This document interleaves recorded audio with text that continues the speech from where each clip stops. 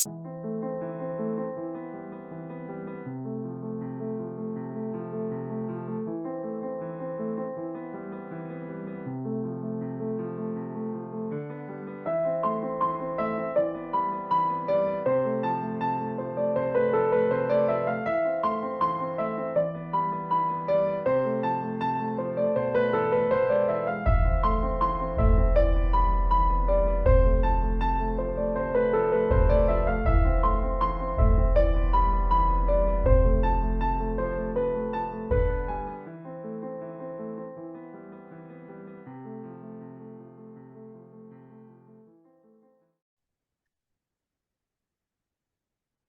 my name is Nicole Hansen, and this is my friend Joanna Burton, and we are members of the Church of Jesus Christ of Latter-day Saints.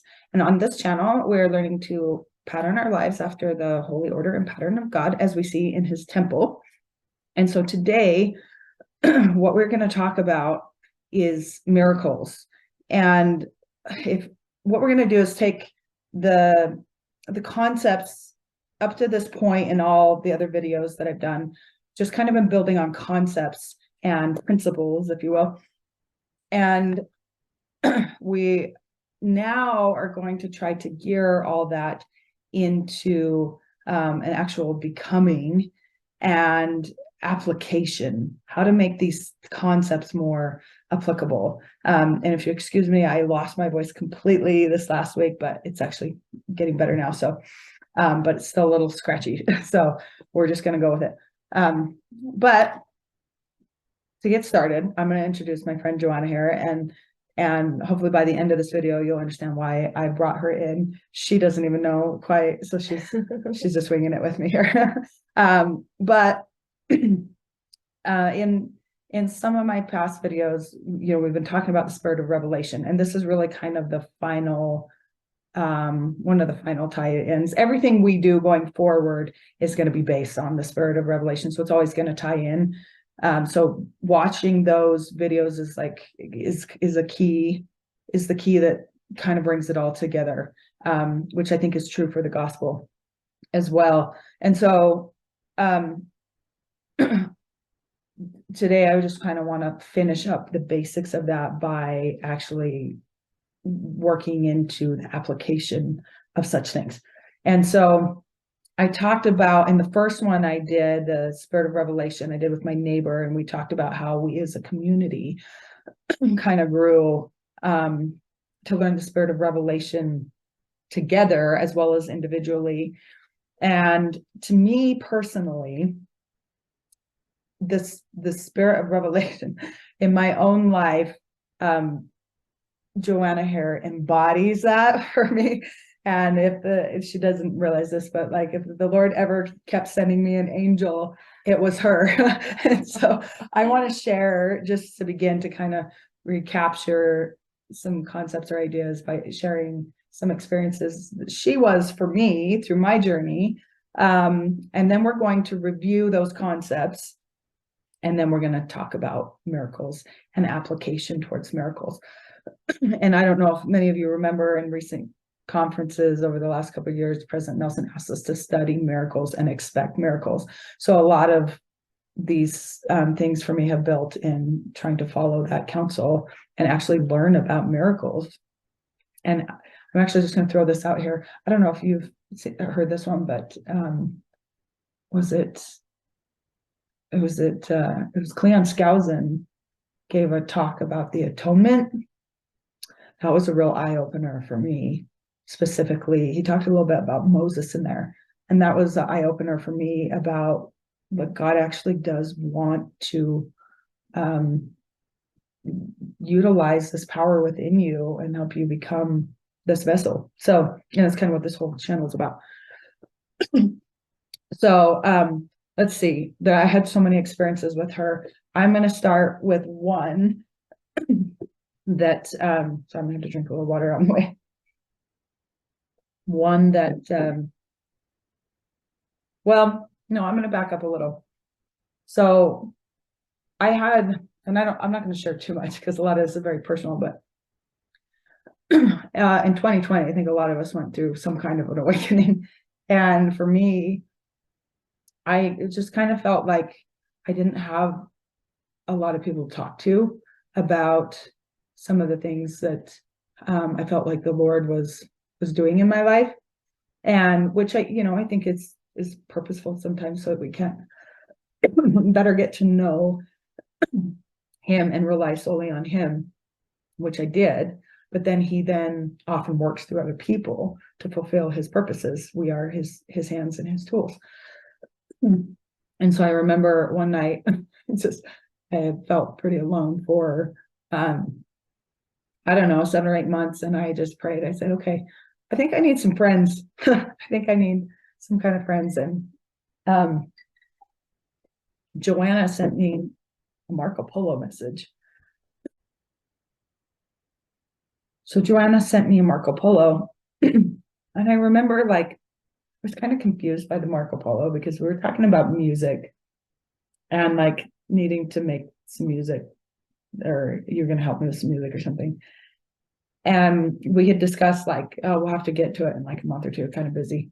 And you sent from Marco Polo that you just restated the same thing that you had already said and that we'd already discussed. I thought, that's weird. Did she forget we already talked about this? And I thought, why is she sending me this again? We already, anyway, in that moment, I just heard this voice say, no, she knows, and she needs a friend. That's what I heard. And so I remember just responding back to you and just kind of saying something kind of out there. A general conference or something. Yeah, that was kind of gospel related. And you just took to that. And you said to me something about how you had reached out to 5 people that day, and you were just needing a friend to talk to or something. And you'd reached out to 5 people, and I was the only one who responded. And I thought that was interesting, because you said I needed a friend to talk to. And what I heard was, she needs a friend, which also then applied to me, because I prayed, I need friends. And so, and the Lord delivered, not only you, but quite a few people. So that's one instance I had with you. And then we started talking more and hanging out. We have kids that are kind of the same age. So we would go places with the kids, water thing or whatever, and we would just sit and talk. And one night you were over at my house, and you didn't know this, but I was struggling with one thing. It's hard to say without going too deep, but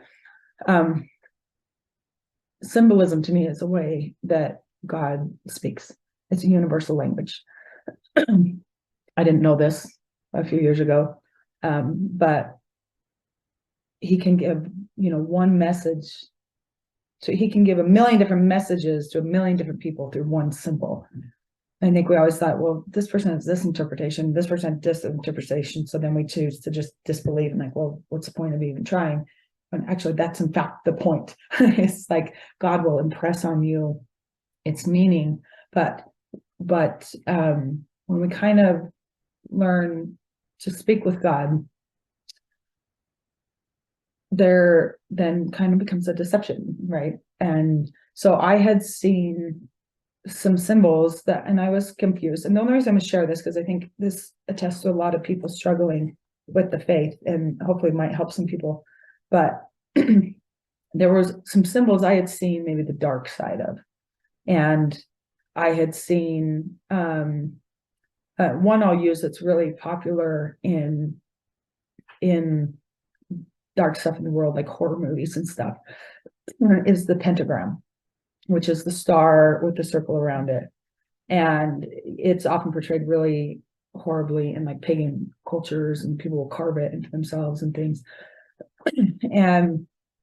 And so, and then you have the all-seeing eye, which is on money, and there can be negative connotations with those things too, and paganistic beliefs and things. And so when I started to kind of understand those things, I was confused as to well, these are on some of our temples.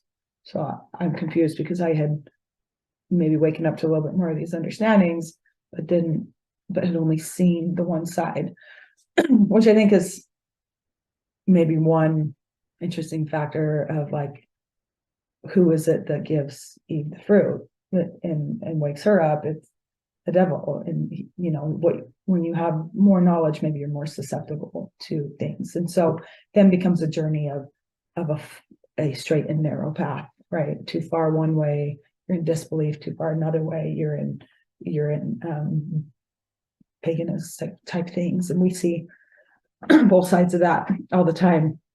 And so I was just a little bit confused. And so I was praying. There's a more personal story that I didn't intend to share, but I'm going to. I was just praying to help. Like, I don't understand what these even mean. And from what I can see, I can only see this side of it. But I just prayed and kind of held on to that for a while. And it bothered me. But I kind of set it on the shelf and just thought, okay, I'll just trust, because for me, there's nothing greater out there than this gospel and what it offers. There's nothing. And so with that hope, I kind of held on. And one day Joanna came to my house and we were hanging out. She didn't know any of this. In fact, I think this is the first time she's hearing about it. And she was sitting on my couch and she said, I don't know why I just feel prompted to share this dream I had with you. So I'm going to share it with you. And I'll give you what I heard from the dream. and you can add where I am off or if you remember. But she said, I'm going to botch it too, but what I heard that I needed to hear was she had a dream that she was in Jerusalem, and there were these underground tunnels in Jerusalem. Some sort of discovery, ancient. I think it was just they maybe uncovered ancient remains of religious things or something. Yeah, underneath the city. Yeah. And then you had gone down in and you had seen these 4 doors. And on these doors were these symbols. And then you could see they had wood on them. And you saw wooden doors. Wooden doors. Yeah, I think they were wooden doors. And you saw them begin to rot. Yeah, there was carved in them symbols. But I was kind of like, why would there be these doors underground? Because I knew wood would underneath ground would decay away. Mm-hmm. It's not something that would hold a symbol very well for very long. Even you saying that makes me think of, okay, yes. So you saw them start to decay, and behind them was a symbol of pure gold or something, a pure metal. Something was behind the doors. Like once they kind of uncovered, like took those down, yeah. That you could see. And I don't think you gave me any sort of interpretation of that. I think I remember that the wooden things carved into the wooden doors were of some sort of like Babylonian nature, something that was like religious, but not the true religion. I think. Yeah. And I think this is what you got out of it, right? Was that it was that those things aren't lasting, mm-hmm. and that you took from it, right? That it was a counterfeit. In fact, I think maybe you did say that to me. You said something about a counterfeit, and I just felt in that moment very strong that this is your answer. But behind the counterfeit, so it was almost like the counterfeit had covered the pure what was behind. And I guess even what's interesting, right, is in the historical scheme of Israel, there were many times, right, where Babylon came in and took over their temples, mm-hmm. and their religion and made it their own, right? They took over the altars of sacrifice to alter their own, or to offer their own sacrifices upon. So there was almost like using the true religion for their own purposes and desecrating it, which I don't know if maybe I was learning about those things or I understand them better now, but yeah, kind of going back to the heart of where God gave the true religion. And it was still there. It was just, I knew that those doors would rot and that they were covering up the true thing, but that they weren't going to withstand the test of time. When we talk about President Nelson teaching us to overcome the world in his last conference talk, I mean, that's kind of what I'm hearing is you're saying this is just like,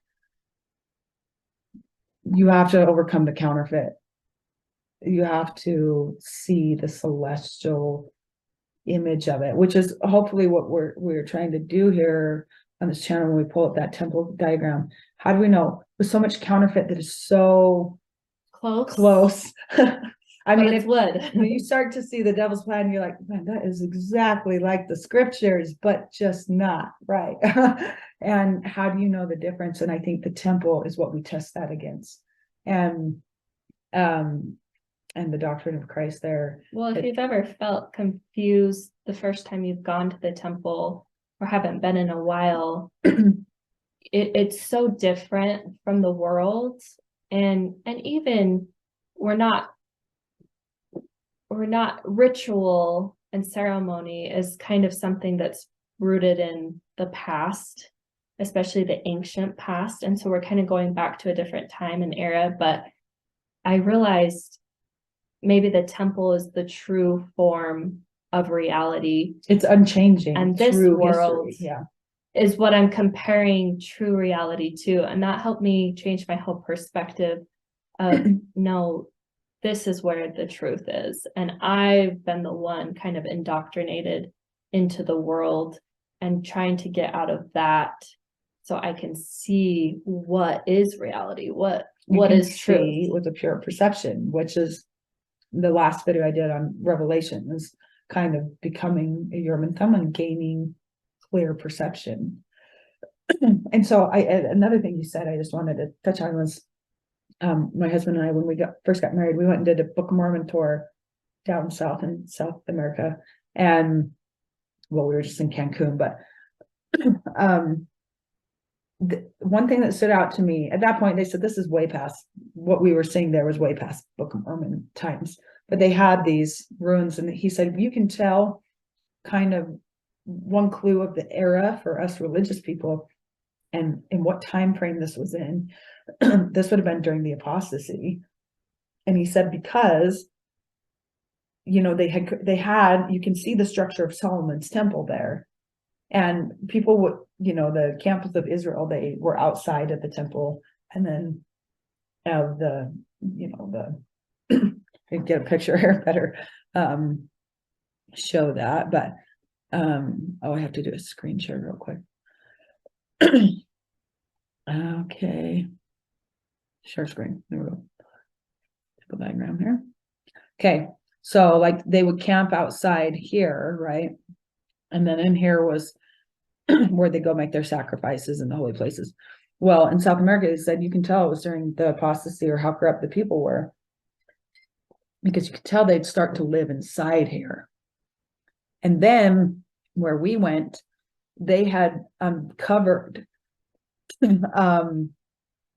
some trinkets that were buried like with their kings, and the trinkets were doing the signs and symbols. And so you could see, in fact, they had books and things of these, and something taken sacred, made available for everyone to see. And and they had distorted their image. They thought that that's what they needed, that they had to be buried with it in order to get to heaven. And and then we would walk around and you could see these statues, and there's thousands of people walking around looking at these, have no idea what they're looking at. And my husband were like, well, I had just gone to the temple for the first time, and I'm like, these are very sacred things. He said, yeah, you can see how far gone the people were based off the sacred things being exposed and mistreated. And eventually they placed other gods. The jaguar is a big symbol of, they ended up putting it in the temple, and so you can see these other gods and eventually desecrating that.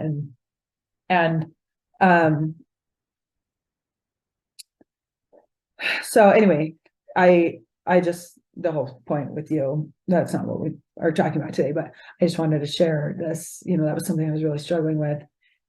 She shared that dream with me. She had no idea, but it was an answer to me, and I just knew that was what I needed to know.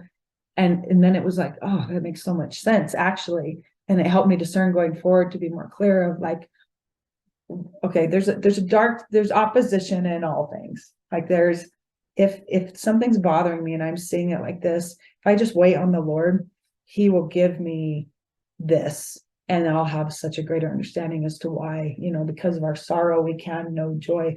And so to just hold on and hope in him, which is a concept we're going to talk about today. And sometimes he lets us go hungry, but then he feeds us. Yeah. And I think there's purpose in periods of our lives that seem dark or that we're alone. Yeah. And it's for a reason, but I've been through this enough now that anytime I come across something that is questionable or doubtful, or I just know, like, no, I know him. He's going to give me the beauty of it at some point. So if you're experiencing that, hold on. Another time, in my next video, I'm going to share a song that is going to relate all these concepts together. And then I'm actually, in that video, I'll tell a little bit more about Joanna, and the reason I wanted to bring her in, and how music for me became a process of revelation, and really had nothing to do with me, but learning that God was guiding me where to go and what to do to create something. And it involved a lot of other people. And Joanna was really a spark of that for me. So I'll share that in the next video. And one time another thing with you, I felt like the Lord was trying to teach me some things about Joan of Arc specifically. and I kept hearing all this stuff about Joan of Arc, and this talk Elder Holland gave about it came across my plate, and was watching it. And then I felt like one night I'm like, oh, I think I know what you want me to know about her. And that night you came over, you're standing over by my stairs, and you just randomly start talking about Joan of Arc. And I'm like, what are you talking about, Joan of Arc? And because she's not somebody I've ever really thought about or anything. But to me, like I had confirmed, I think I know what you want me to know. And then that night you came over, and it was just a confirmation, like, why on earth would you be talking about her? And then there was another experience I had that I'm just now realizing comes back to Joanna with a different friend. I had kind of learned a little bit of, which actually ties in with Joan of Arc, but the red rose has always been my favorite flower, and I have just always been really attracted to it. And my favorite Disney movie was Belle, which was the red rose, and it was because of the rose and the thing. I just loved that. I used them at my wedding. They've always just been a symbol to me, but I don't know of what. It's just something that means a lot to me. And there was a time I felt like the Lord was trying to teach me why that symbol was so important to me. And I won't share those personal experiences, but what I will share is I had this other friend that I felt this same pattern was in her, and she would put roses everywhere, and she used them in her wedding, and she and I just had so much in common. And I would talk with her like kindred spirits. And one day I just kind of prayed to the Lord, like, are you trying to like teach me something about this person, and maybe a connection maybe we had maybe before coming here? I don't know, but I'm seeing this pattern here, and I feel like there's a reason you brought this other woman into my life as a friend. And so I was praying about that, and I had just had a miscarriage, which we're going to get into a little bit later. And this friend shows up at the door right after I had the miscarriage, and she hands me the friend I was praying to know from the Lord, my connection with, and she showed up at the door with a red rose. And I was like, like, what are the chances? And I didn't tell her anything, but she's standing there with this little red rose, and she's like, I'm sorry you had a miscarriage. And she's like, she could tell she felt embarrassed to have this one little rose. She had picked it out of her garden. And she said, I was going to the store to get you flowers. And as I walked out, I saw this one little red rose in this bush sitting there in my garden. And I just felt like I just felt very impressed that I needed to take you this rose. And so she's like trying to justify, like, sorry, I didn't buy you like a big bouquet of flowers. I just really felt impressed. I needed to give this to you. And of course, I'm like bawling. I'm like, I know I didn't tell her at the time. I didn't tell her what that meant to me. But it answered with pure clarity this question. And I eventually did talk to her about it in the temple a few months ago, and she confirmed. She's like, yes, I remember very precisely coming out my door and the Spirit saying, take her that rose. And so again, that just kind of confirmed to me that, this is kind of the process. The Lord gives us witnesses. By 2 or 3 witnesses shall every word be what is that? Established, yes. And so that word lives within us and is being established within us too. And that's the spirit of revelation, is that that word inside of us. And so Joanna comes into play with this because I don't know, it was a couple months ago, she and I started talking about, I told her about something I learned through my miscarriage experience. And then she told me something she learned through her miscarriage experience, which we're going to go into today. And we realized that there was this very similar pattern, and that somehow we were connected to, of course, I feel like she's an angel for me. President Elder Uchtdorf said, I think it was him in a conference talk, he said, there are angels among us. And I think he was referring to the city of Enoch too. He said, but then we act as these angels for people. So she's one of mine. So here you get to meet a live angel. And anyway, it was, I don't know, just like a month ago or something, Marco told you, and I said, because what we were talking about with the miscarriage, which we'll get into, was the seed and then growing into a knowledge. And so we're kind of learning these concepts together. And then it dawned on me, who planted the rose bush? She lived in the house that the woman who got the rose bush, she's the one who planted the rose bush. And what'd you say about the rose bush? So I wanted all white roses in front of my house. And I went to Lowe's and I picked out all the white, like all you get is the little stump of the rose, they weren't in bloom, but they all said they were white. So I went through the work of digging through our rock solid soil and putting it in to have it grow into, like, one of them was a red rose, and one of them was pink, and I think the other 2 were red. So God wanted those to be red. He's like, nope. And I remember being frustrated with that. The one bush that was red, and I had this plan, my landscaping plan. What's funny is I walk by your house and I'm like, I would see that red rose bush out there. I'm like, oh, I just love that bush.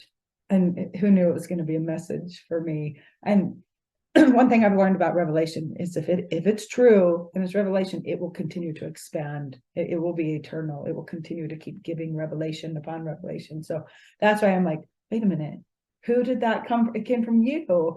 And now the seed had been planted a long time ago, which is going to be the whole topic of today's discussion. So that's why I'm like, I just felt like the Lord is like, you need to pull her into this discussion. It's cool to see that this is not something that man can do. No. And when you see the patterns, you realize that. And Nephi talks about that. All things attest that there is a God.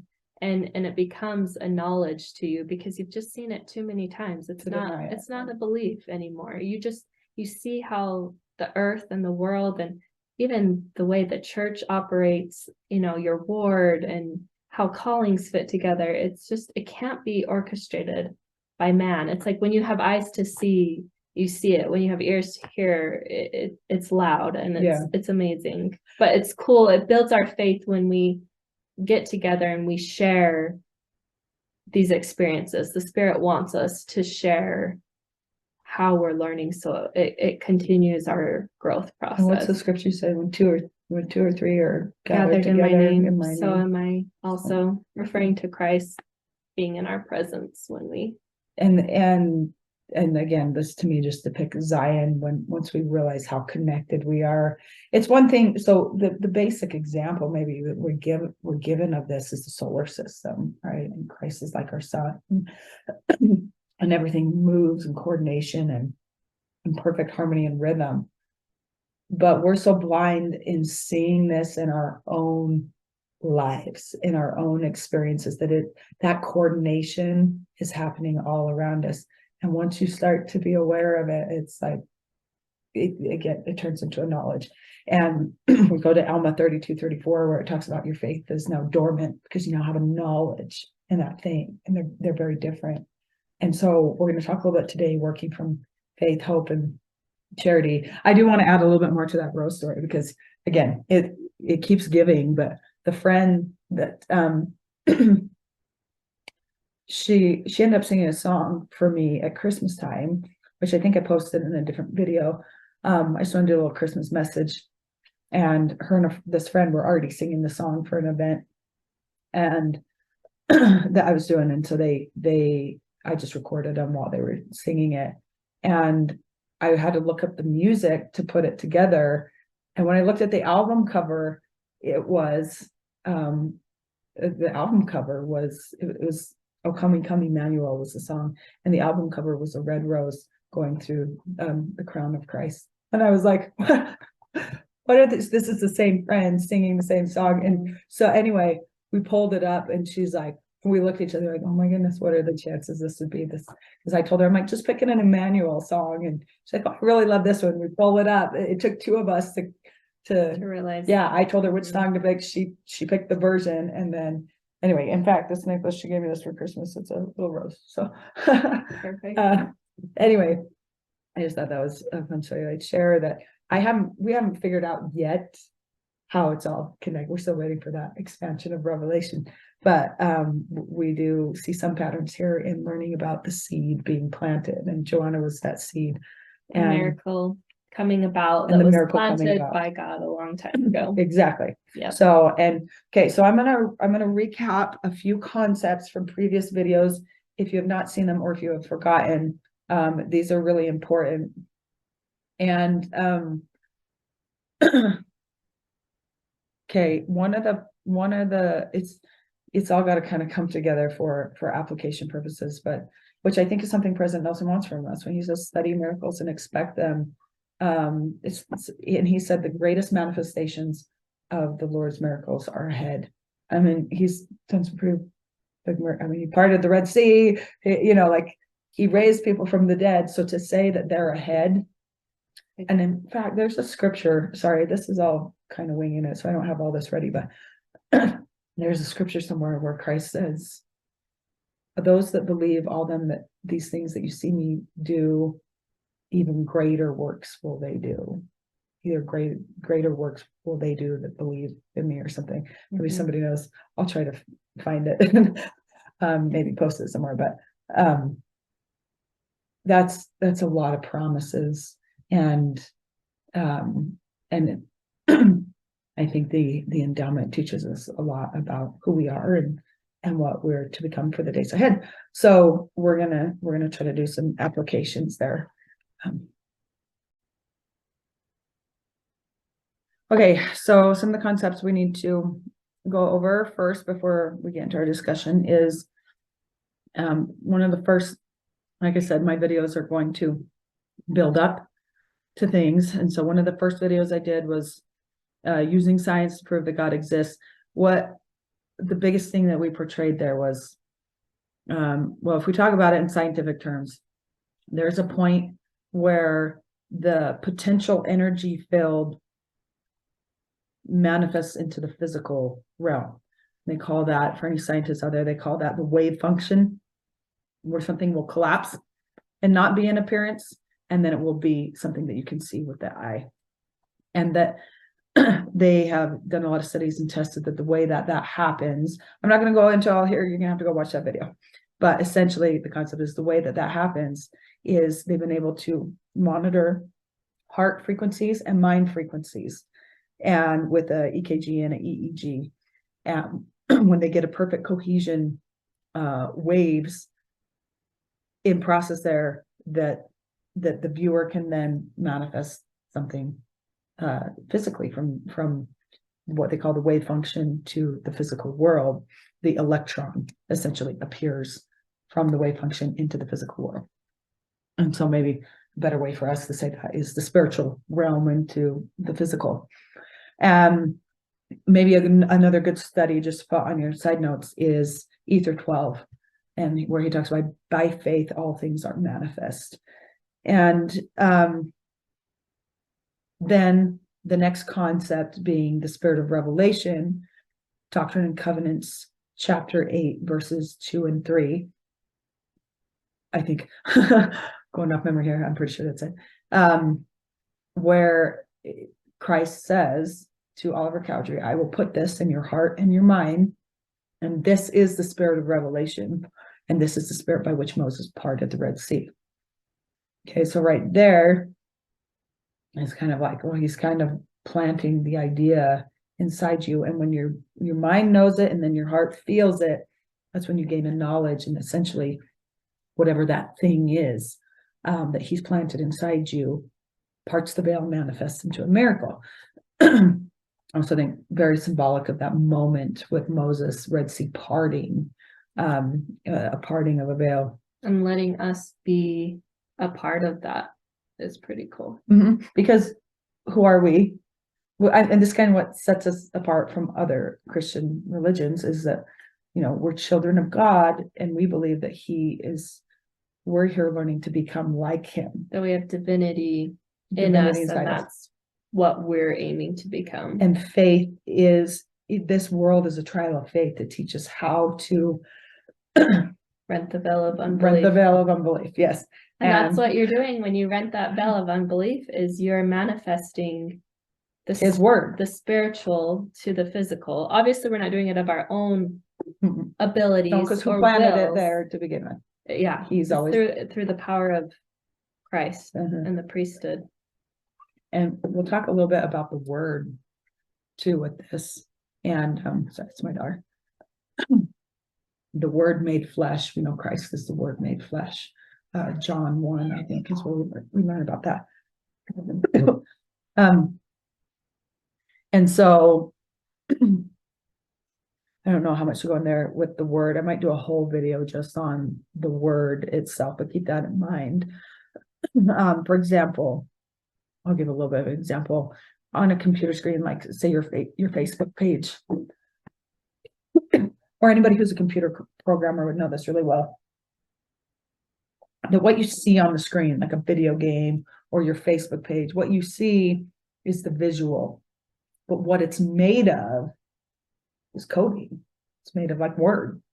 And like, you think of Christ, the word made flesh. Very similar for us. We are created by his word. We are made of his word together as a living organism of humanity. We are his word. And, they talk about the living scriptures or the living church, that the scriptures are quite literally his living word, and that's embodied in us, in our story, in our journey. We look at the scriptures, it's a story of Israel. That is his word in its creationary process, and we get to all be a part of that. And so I'll probably do an entire video on that because that's a lot to talk about, but we see it in Moses, right, where this, and I'm just, again, brief run through, it was more in depth in my last video, but Moses was first, he quite literally had no faith, because he's like, why are you picking me? I can't speak, I can't do these things. And the Lord said to him, I will make you greater than many waters. And then we kind of see his journey of where that word, it was planted in him. I will make it greater than many waters, until the moment where he felt what that meant, in his mind and his heart came together. He manifested the miracle. And we see the same process one thing I see a pattern of in that scripture is, or all the scriptures, is in the manifestation of any word growing into its fullness. Any type of miracle, any type of thing is a deliverance. It somehow involves the deliverance of God's people right there at that moment. Esther delivered her people. Moses delivered his people. Nephi was delivering his people to a promised land, to from tyranny, there's always that element of deliverance. So those are a few concepts we talked about that are going to be really important in the application. And so if you haven't watched all those other videos, you kind of need to. It's a lot to build up to. Do you have something you want to say on that? Just whenever you're ready to go into the story of our stories. Okay. I'm going to, so what I'm going to do is actually share a very personal experience that helped me begin to feel these concepts, right?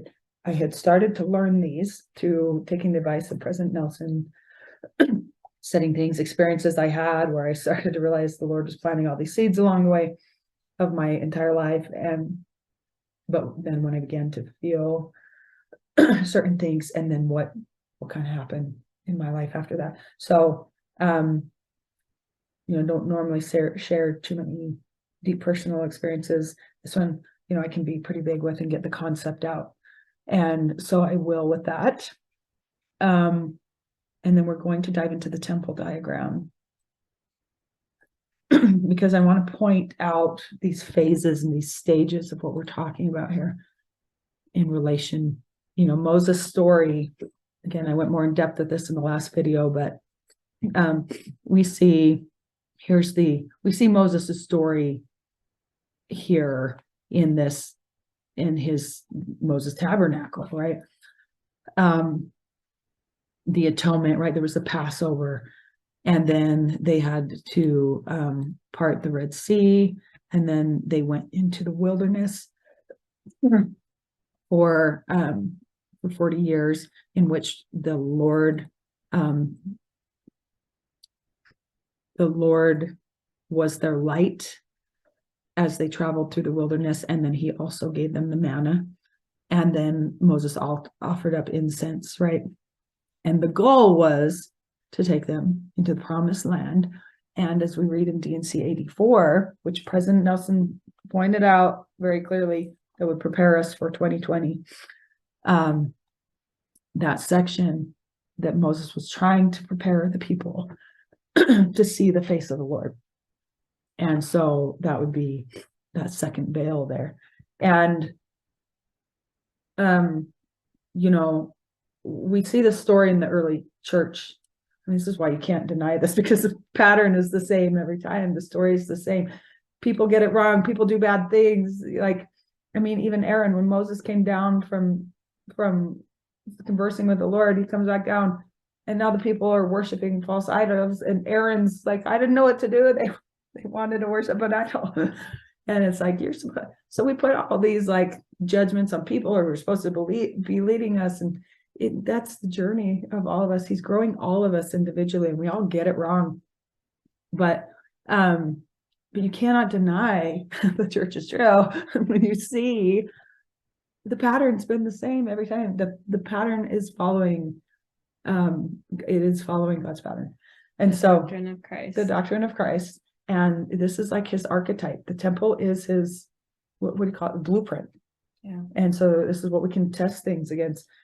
And so in the early church, Joseph Smith he was told by the Lord that, and he told the people, there was the Kirkland, Ohio temple dedication, and he was told to sanctify the people there, because this is the sanctification stage. If we see up here, you can see this pattern, sanctification. Okay. Also pay attention what President Nelson's been teaching us. And in 2020 at a conference, spring 2022 conference, we did some things very symbolic of this, and trying to sanctify the people. So I'm just going to throw this out there. We as a church as a whole, everything President Nelson is doing is pointing to, we're in this stage. And so we'll talk about what that stage looks like here. The sanctification process. But Joseph Smith was told at Kirkland, Ohio, to sanctify the people, and then the Nauvoo temple, they needed to finish it. And that if they could finish it on time, correct me if I'm wrong, but this is my understanding of the story. If they could finish it on time, they would be able to come to the presence of the Lord. And I think I talked about this in one of my other videos, but they didn't finish the inside. I think they had all the outside finished, but they didn't have the inside finished in time. And remember that, in time, because I'm going to do a whole video on time relative to all this and why it's important to be in the Lord's time, because he comes on time. And so we're learning how to be in the Lord's time and be in his order. And so I mean, there were people who saw him. Joseph Smith, Oliver Cowdery saw him. He came into the temple, but the whole church was put under condemnation, which is stated at the beginning of Doctrine and Covenants that had happened. Got sent west, because essentially what I'm saying is Joseph Smith was trying to do the same thing that Moses was trying to do. He was trying to sanctify the people to come into the presence of the Lord. And, they were all new converts. So I think the God knew they were not going to be ready, but he was trying to build a pattern for us to see so that we could be ready. So that when this happens again, when a prophet comes and tries to sanctify us, that we would be ready. And we know that this generation is the generation that will get it, and eventually there has to be a generation that brings the Lord in. And so, hopefully we're that people.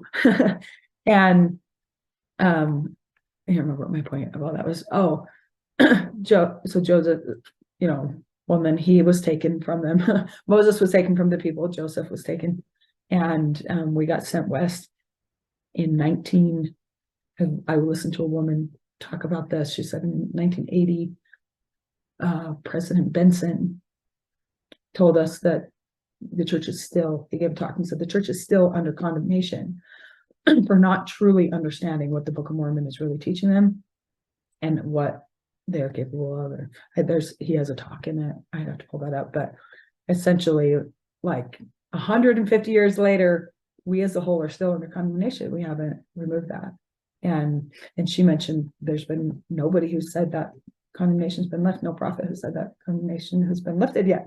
So just interesting that we now have a prophet who's saying, sanctify yourself, study 84, DNC 84, study Melchizedek priesthood, all the changes, just pay attention to all the changes he's made since he's been prophet. It is all Melchizedek level, which is this here in this phase. I have Aaronic, Melchizedek, and then patriarchal order. And everything he's doing is Melchizedek. And so it's just like, well, very symbolic of trying to sanctify people. And then a lot of people are having personal experiences, and that's what we're trying to help you understand, is how to channel, like all these things are happening and helping you channel that through the temple so you can see for yourself your relationship with the Lord and coming to approach him. Okay. So we're going to talk a little bit about these two veils here and what that looks like. So here's the story. Here's my personal experience story. And then we'll bring yours in of how it kind of tied in. I'll tell the concepts of what I learned through this experience. So I was pregnant and ended up having a miscarriage. And the day that I started having this miscarriage, I hadn't fully had a miscarriage yet. I just knew something was wrong. And so I called some friends, because this had never happened to me. And I said, is this normal? And they said, doesn't sound like it. And I called the doctor already, and the doctor said they could get me in a few hours. And so I just had to kind of wait to go see him. And while I was waiting, I called some friends, and So then I had a friend come over, and she stayed with my kids while I just went and laid down, because I didn't want like to make anything worse than it was. So I just went and laid down, and she came and stayed with my daughter, made her lunch, and it was the one day that my husband was out of state for work. He never goes out of state for work, and he wasn't that far. He was a couple hours away. He's in, what was that, Montana or one of the nearby states. It was just a couple hours away, but he wasn't with me right then and there, or close by. And so my friend asked, she's like, well, do you want me to call some of the other ward members and see if they'll give you a blessing? And I think it's good, because my husband knows me too well, and I think I needed somebody who didn't know me to give me the blessing, so I could really be like, okay, the fact that you're saying these words, had come from my husband. It might be because he knew me, but I needed to see God's power. And so, and know that this was not coincidence. So I said, sure. Earlier that day or something, I had this prompting that, like, you need to accept the help from other people. You need to be willing to accept people's help. And so I think my initial thought was like, oh no, I'll be fine. But I remembered that prompting. So I said, yes, let him come over. So I called a couple men from my ward, some of my friends' husbands, and they came over. And while they were getting ready, it took about a half hour to come over. I was sitting in my room by myself, and I had just pulled up Facebook, just kind of browsing, and I just, was bored waiting, and trying to keep my mind off things. And the first thing that popped up on my Facebook was a quote from President Nelson. I should have had this one ready. That said, obedience brings blessings. I'm watching this a little bit. Here's the gist of it. Obedience brings blessings. Exact obedience brings miracles. And I just looked at that. It was the only thing I looked at. I put the phone down, and I spent the next half hour waiting for these men to come, pondering on, what does that mean? Like, and this is when he had told us to study miracles. So it kind of was already in the mode of my awareness towards miracles was increasing.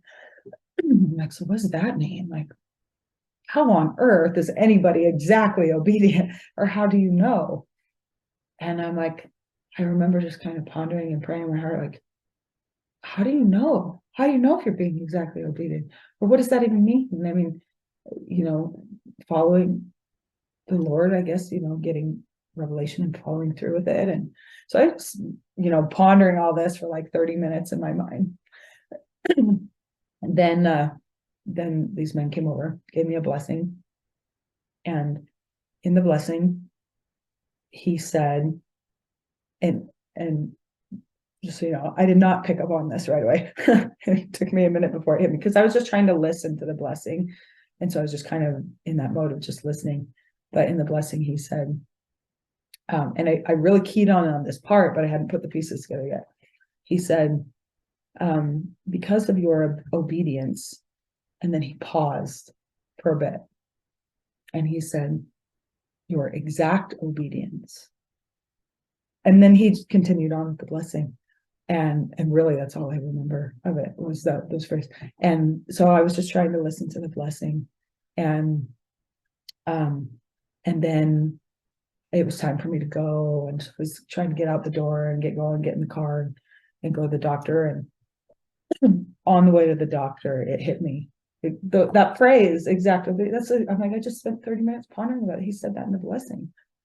And then the Spirit just said to me, what was it in relation to?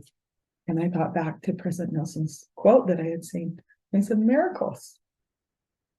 It's about miracles. And so my first thought is, there's going to be a miracle, right?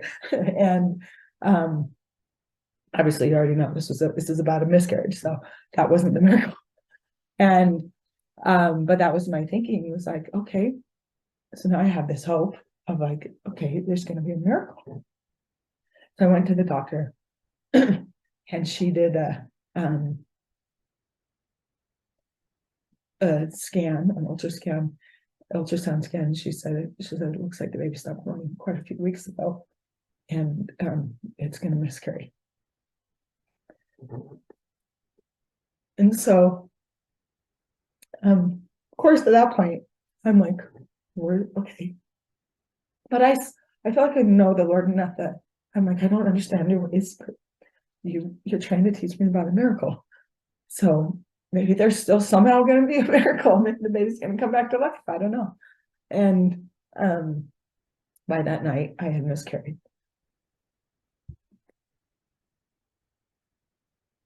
Right. And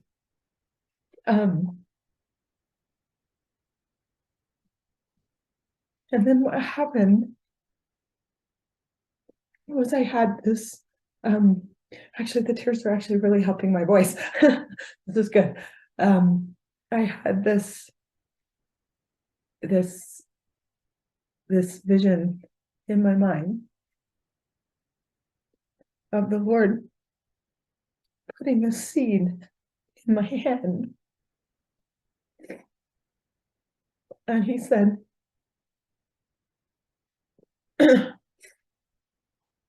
you already have the miracle because you hold the seed in your hand. No, sorry, it was the miracle already exists because you hold the seed in your hand. And so that phrase kind of continued to stick with me. I didn't know what it meant, but right at the moment, but within a couple of days, he took that understanding of that one of those first videos I did of the point of manifestation when the electron manifests, when it's not just a wave of potential energy anymore, but it's been created into something. And he was teaching me that in that moment, my faith had manifested a seed, and that someday in the future, I would have a miracle, and I would know that that was the point. And the seed was planted, kind of like Moses. And I make thee greater than many waters. One day there would be a miracle. And then I would know that was the moment in which it was implanted. And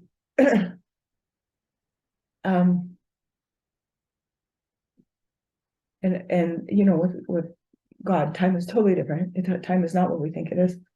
For us, it's this linear thing, but it's very different for him. And so all things are before him. And so essentially, in his world, the miracle already exists. It's already happened. It's just a matter for us to grow the seed into finding that point in time where it exists.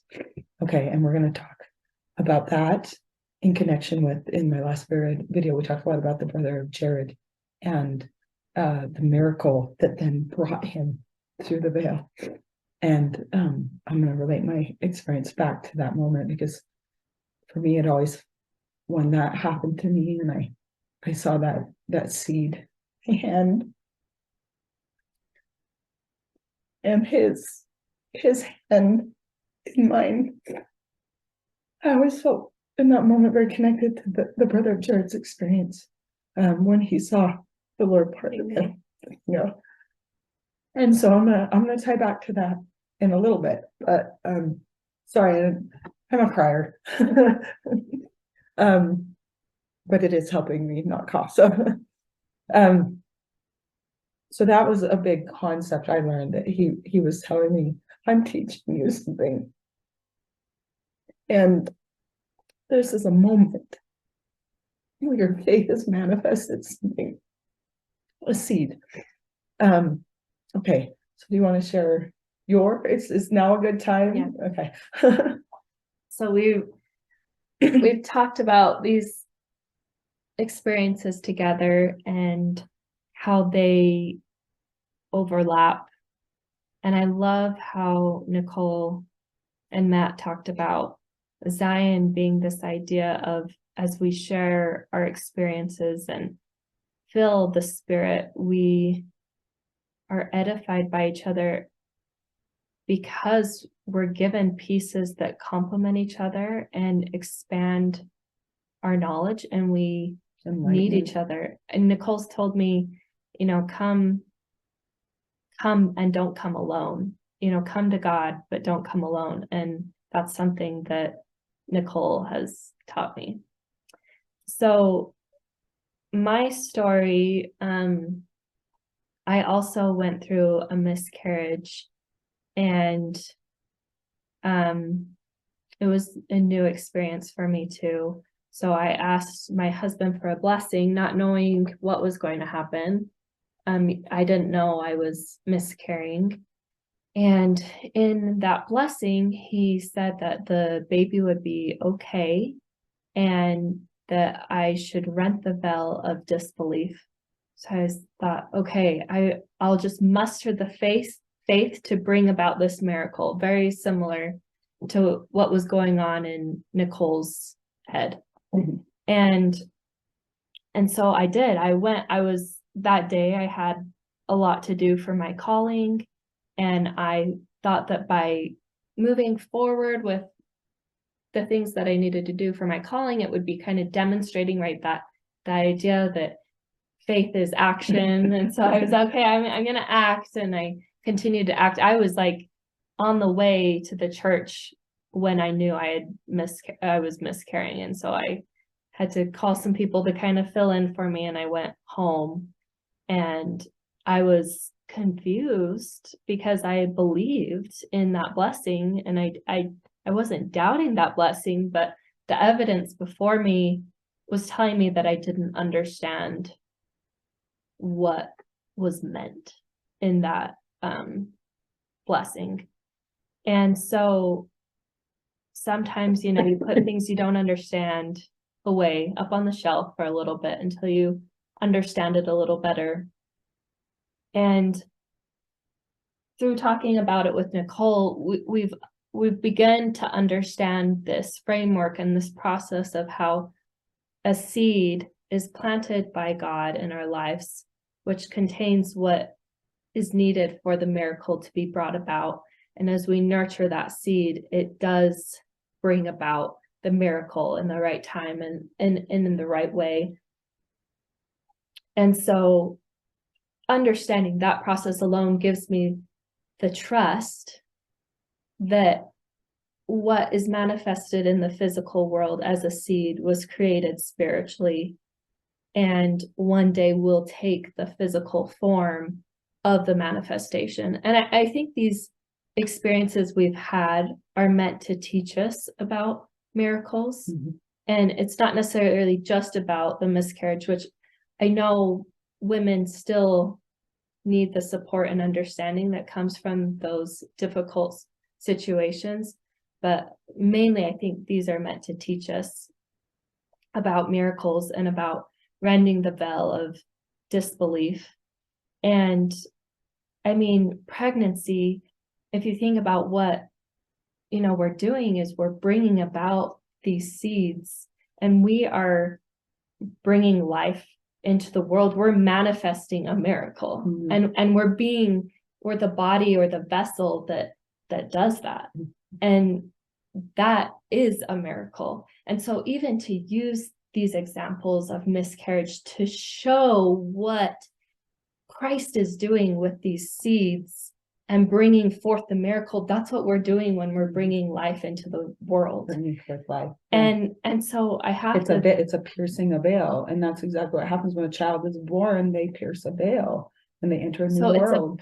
It's a perfect the scriptures talk over and over again about seeds, but also about labor. And so it's just, I'm seeing now, I'm seeing now how this is a perfect vessel or example for the Lord to teach us this principle about manifesting these seeds into our life and being a co-creator with God and bringing forth these trees.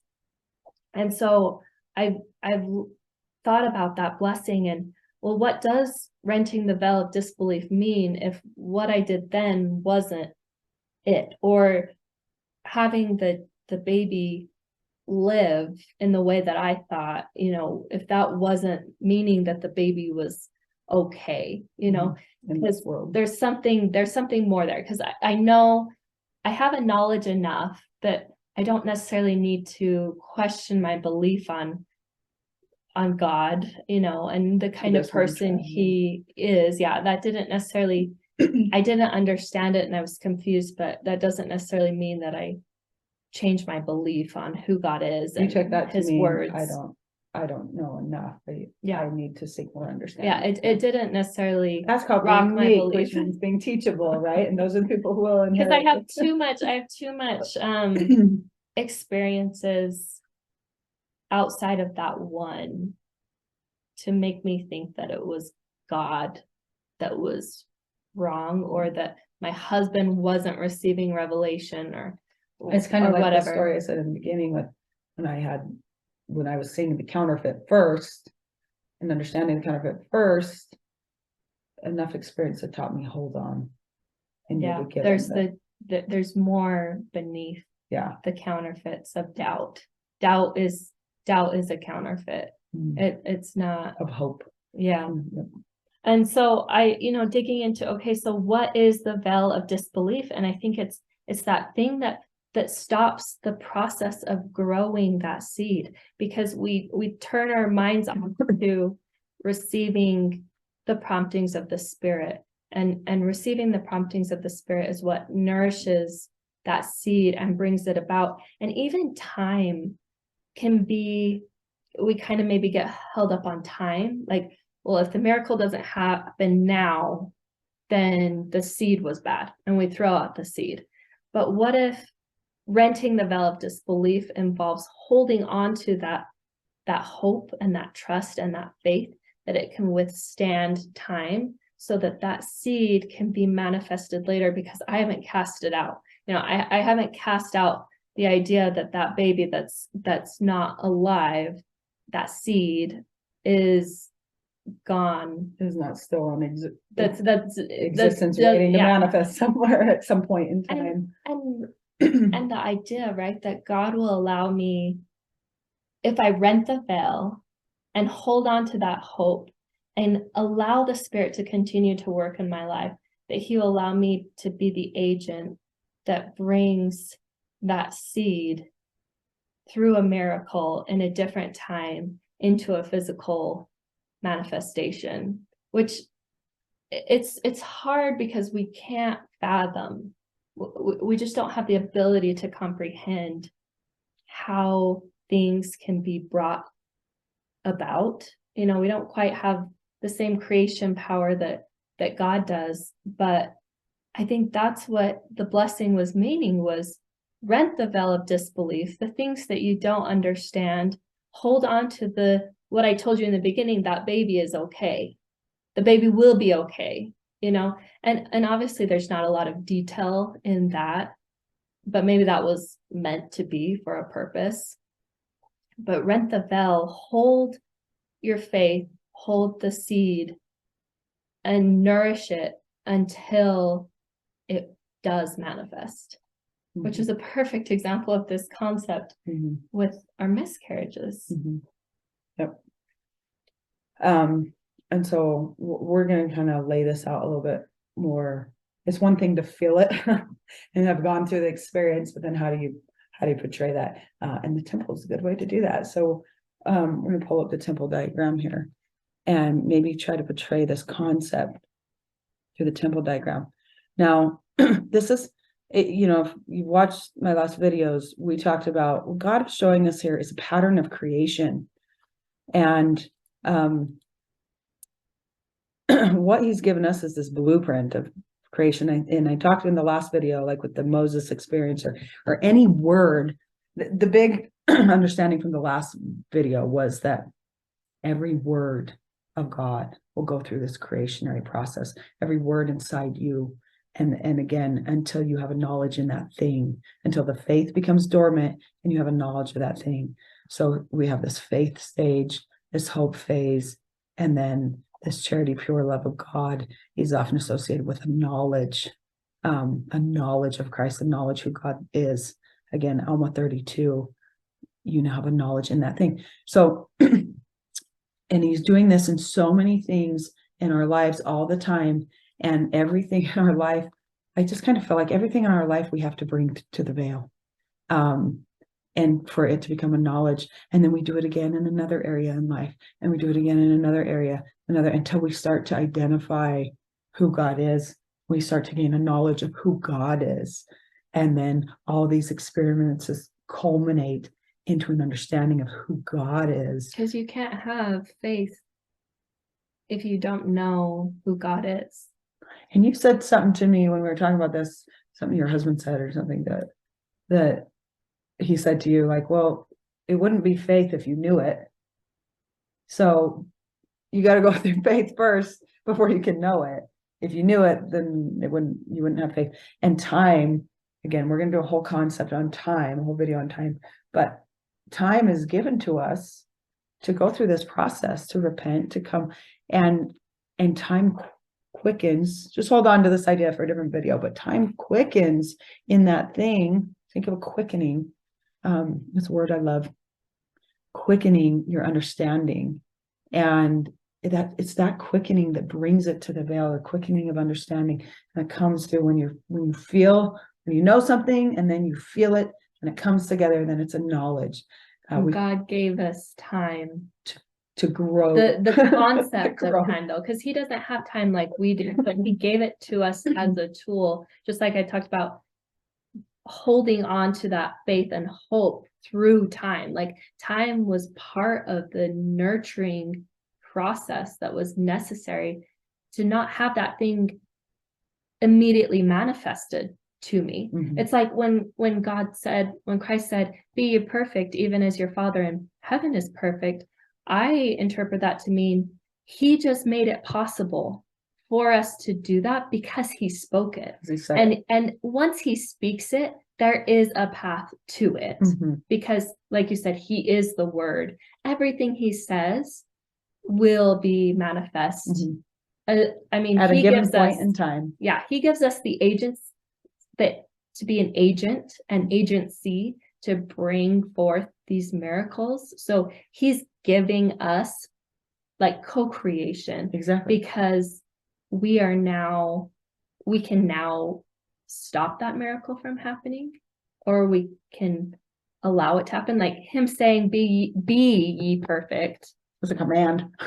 Yeah, but we can choose not to be. So I guess it doesn't mean just because he spoke it, we will be. Like, he allows us to be co-creators because he wants us to choose to be right, not just to choose the right.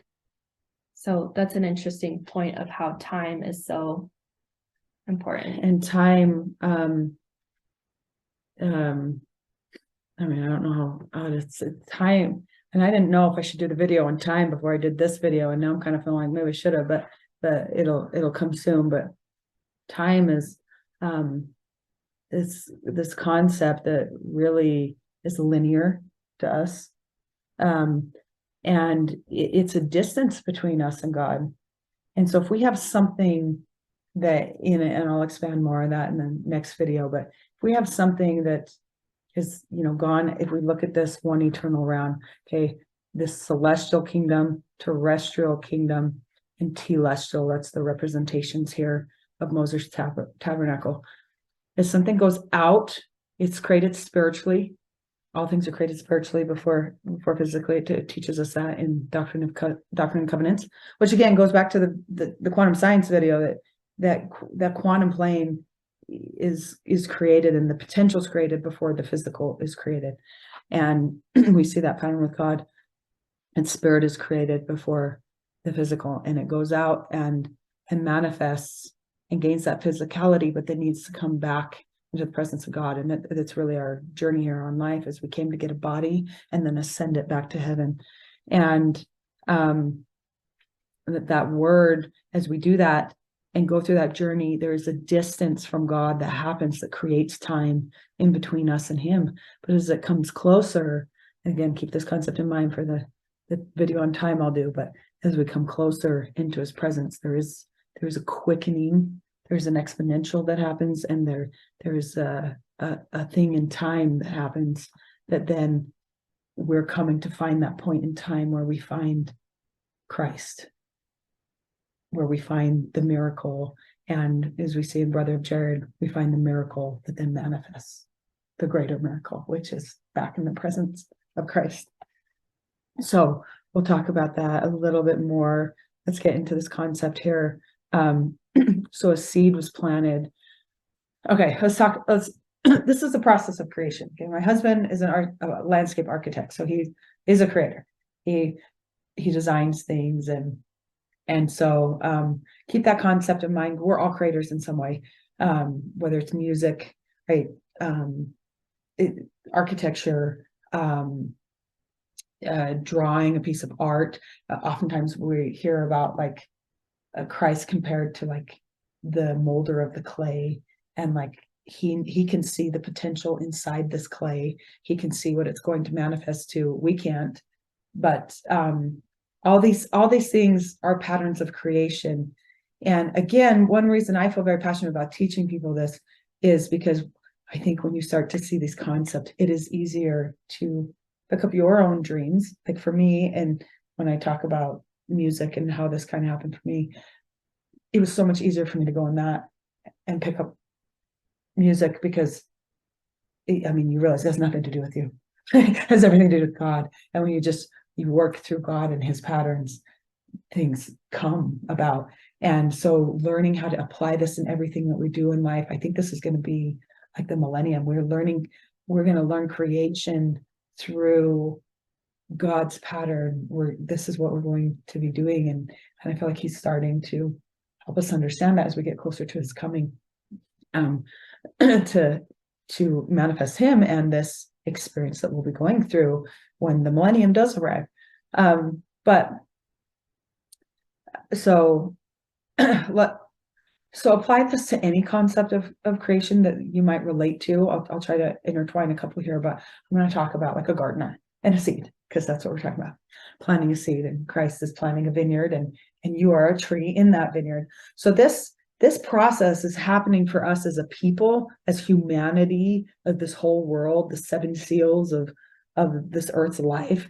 This process is, I mean, one day I'd like to sit down and kind of talk about the process of the 7 seals in relation to this, and we can see this enlightenment phase that Joseph Smith was the last dispensation. It all maps out, but you individually, right? So Moses had his experience where he was taking the children of Israel through this process, but then he himself, you can see in his own journey that he as an individual was going through this, and that's what we call an allegory. Like the temple is an allegory where, okay, this happened to Adam and Eve and humanity, this fall, this rise, Christ, the atonement, and all this happened for humanity.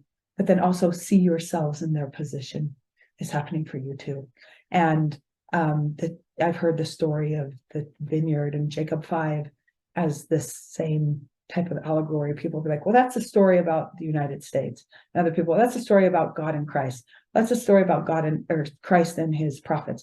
That's a story about Christ and you. And I think the answer is yes, yes, yes, yes, and yes, because the allegory is a pattern. And God can do that. He can make things so expansive. Yeah, that they keep giving that whatever more than we can. Yeah, whatever position you're at in life, you'll find the answer you need because it's a pattern. Well, can I tell something too real fast? So I was one day I was in the temple and I was looking, there was a little post like at a stairwell, kind of up on the side, and it was white and shiny. And I was looking at that and I saw that the reflection of the lights above were in a circle, because the top of that post was a circle. So it was reflecting the circle. Then I looked up, and in the ceiling, the lights were arrayed in a square because the room was square. And God told me, or was showing me from that simple, I don't even know how, right? The Spirit is amazing, but it was showing me that, yes, your perception of those lights on that globe are in a circle. You are not wrong. That's truth. But there's also a greater truth above you And so no, you're not wrong in your understanding of what you can see, but there is more. And that is the fuller truth, right? The lights are not arrayed in a circle on the ceiling, but your perception of them in a circle is limited. But it's not wrong. It's not wrong. It's just limited. So I feel like, yes, we're going to look back on life and see how all these patterns were even greater and more expansive. And so it is cool to be a witness, to see some of these things playing out. And I think this is part of the great and marvelous work, is we're the people who gets to experience from all the labor that the people before have done to get us ready for Christ. Yeah. We're the people that get to experience these things because of all their work. Have been looking forward to, yeah, right? For all their labor is coming into these people will have the spirit of revelation, and they will become vessels and temples.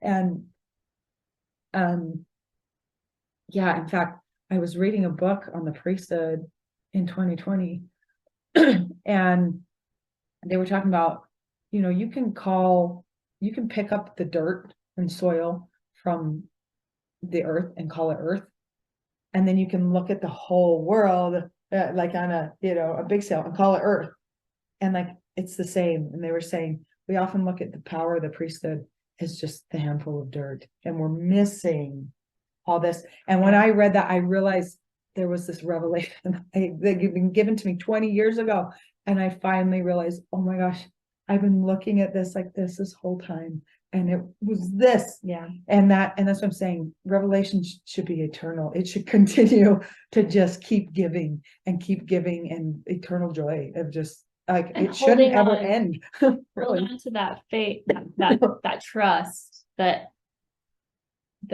it'll manifest. It will come. Yeah. If all you can see is this, and again, I feel like a big part of this channel here to do is us learning to look at things through a celestial lens, through a temple lens. It helps us see the bigger picture, and it brings us so much more joy when we're like, oh, this little thing I thought was such a bad thing turned out to be this beautiful thing. That is redemption, and redeeming our false perceptions. And again, on that one, I'll do a whole more in-depth video on perceptions but just, yeah, here's one small example that I like to tell is, if you look at the attack of Assyria on Ephraim and the northern and southern kingdoms, and Syria came in, took the tribes captive, and one captive, and then the others got scattered, right? Scattering. And it's like, oh, what an awful experience, and just this bad thing that happened. But if you look at the picture as a whole, and you kind of pan out from God's perspective, the Lord's been planting a vineyard this whole time. And I look at that, when he scattered the tribes, he just scattered the seeds all over the vineyard. And now we're in the harvest, an entire world of harvesting what has grown. And he needed them all over. He needed them all over. And that was, you go back to the promise to Abraham, that the promise to Abraham was worlds and the nation, the world, the priesthood that was coming through Abraham would bless the entire world, not just the little nation he was a part of at that point.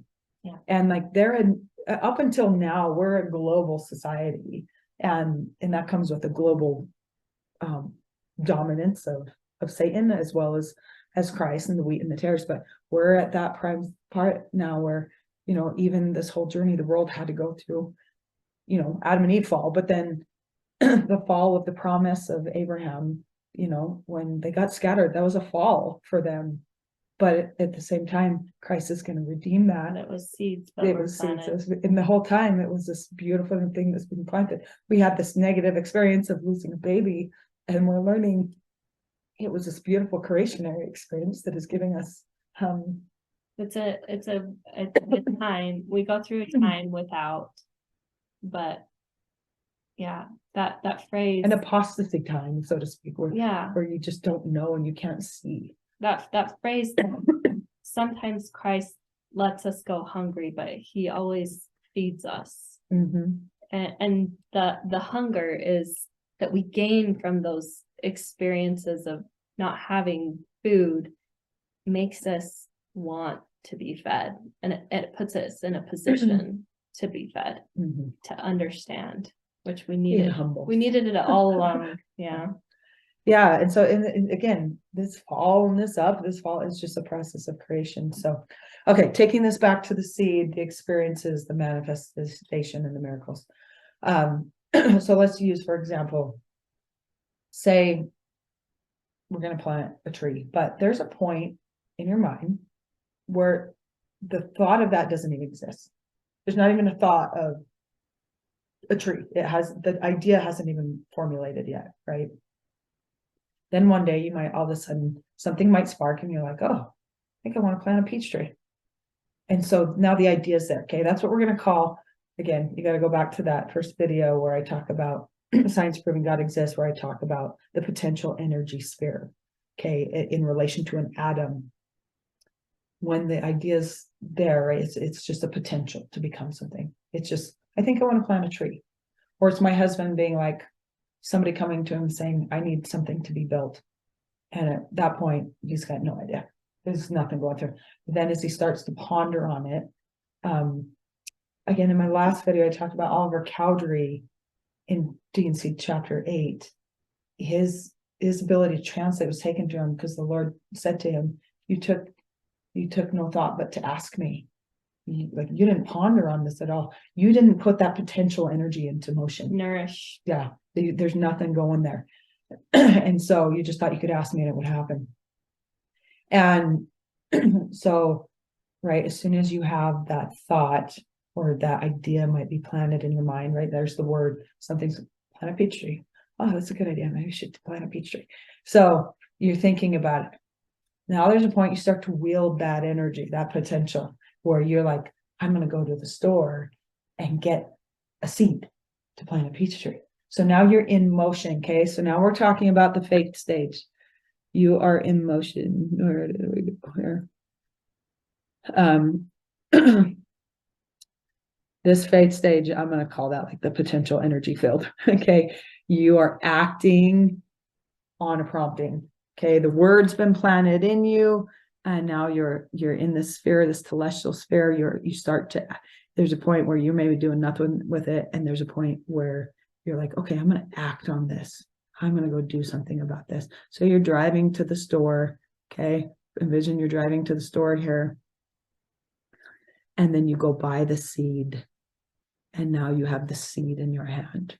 Okay. So the idea has now put you into action to then manifest where you actually physically hold the tree in your hand. You hold the tree because you hold the seed.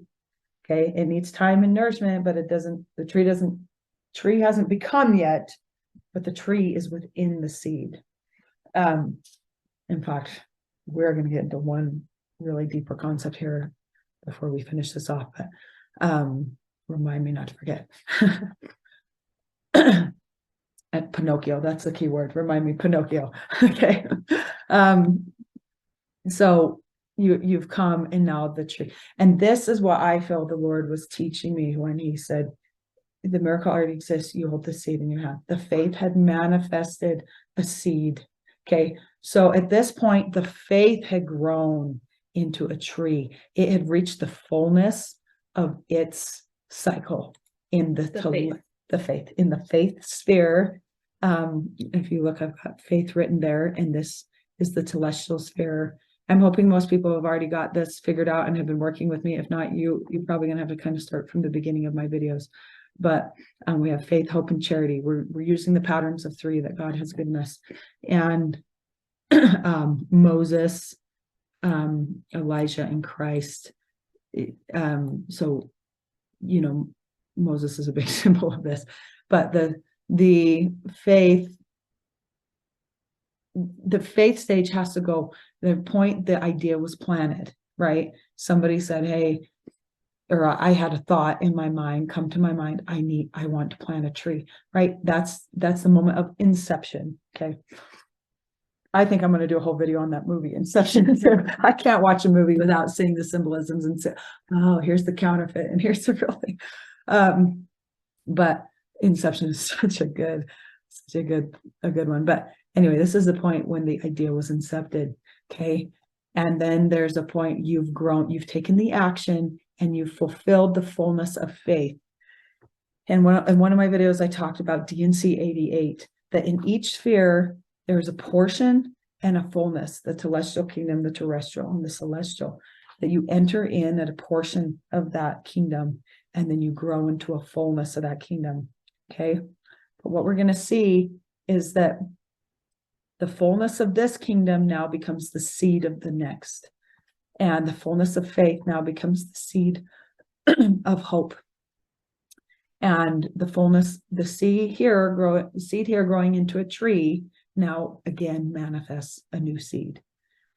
And what do trees do once they bloom? They drop seeds. And that seed grows up, right? And so again, a creationary pattern. And now that seed will go through its own, but the tree continues on. And so joy in its posterity. And so hopefully symbolically that is speaking to your mind a little bit. But for me, in my personal experience, what I felt was the Lord's, like, your faith is full in this thing and learning about miracles. You're ready for the next stage. And you're getting an actual seed, a new concept. And to me, that came with like a vision of seeing that in my hand. And he was teaching me, now it exists. Now you hold the seed in your hand, but it now has a journey on. And he was teaching me about miracles. It now has a journey to become a tree itself. But you now know it's going to happen because you've done the work to gain the understanding. And so let's go back to Moses here. Okay. So I guess the way I kind of started to read Moses' story a little bit is, at first he didn't have a lot of faith. He's like, so he's going through this journey. He's got to go into Pharaoh. He's got to perform all these things. The Lord kind of gives him a little guidance before he even goes against Pharaoh. He tells him, we'll go first show these things to the Israelites. Okay, so we're just looking at Moses' story of his own creation and becoming who he was. And then he goes up against Pharaoh and performs all these miracles. And I've been questioning him, like, one thing I question, I'm like, how come he performed all these miracles, but everyone considers the Red Sea miracle to be like the miracle, that great miracle. Like, what's so different about that? And one thing I found, just side note, was like, well, that was the miracle that actually delivered them. The miracle was the deliverance.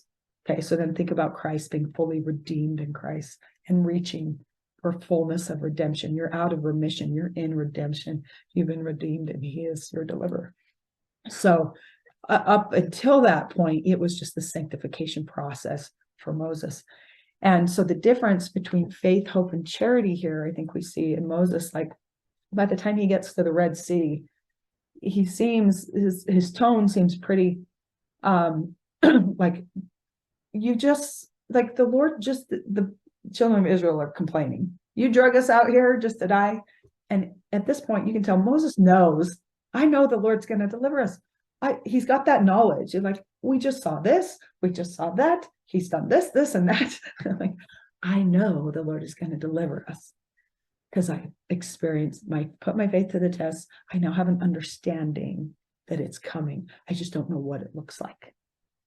Okay, so that's kind of, I wondered, you have faith, hope, and charity. I was kind of thought, wouldn't hope come before faith? Like, I didn't understand it. But then somebody said, well, hope meant trust. So you've built your faith into a level where it's like, I don't know how the Lord is going to do this, but I do understand him enough to know that it will happen. I just don't know what it looks like. Right. And then eventually he came to know what it looked like in parting the Red Sea when the mind and heart came together. So this is what we call, the hope stage of the creation process, where at this point, I had a knowledge from the Lord that one day a miracle is going to manifest, and I'm going to know this was the point when it began. And I don't know how or when that's going to happen, but I do know him, and I know I now have trust that, like, it will happen. And then I'll know that it was planted in the beginning. When it finally came to the end of its creationary process, he had planted it in the beginning, and beginning and end will come together. And so, So that's what I felt like he was teaching me about the seed at that point. Now, for me personally, why I think this is really important is because, looking at the brother Jared story and understanding this concept, I believe that one day there will be a miracle that then manifests the miracle of redemption in Christ's presence. And in my last video, we talked about, the symbol of the Urim and Thummim, that the Lord was teaching the brother of Jared to come to an understanding of a knowledge of things. And the Urim and Thummim really represents, I understand your processes. I understand the past, present, and future. I see how it all comes together now. And that was the thing that he presented to the Lord. To me, that really symbolizes that he was presenting, I know your ways. I know you. And that was the Lord saying, yes, that is the miracle you need to ask for. That is enough to part the veil.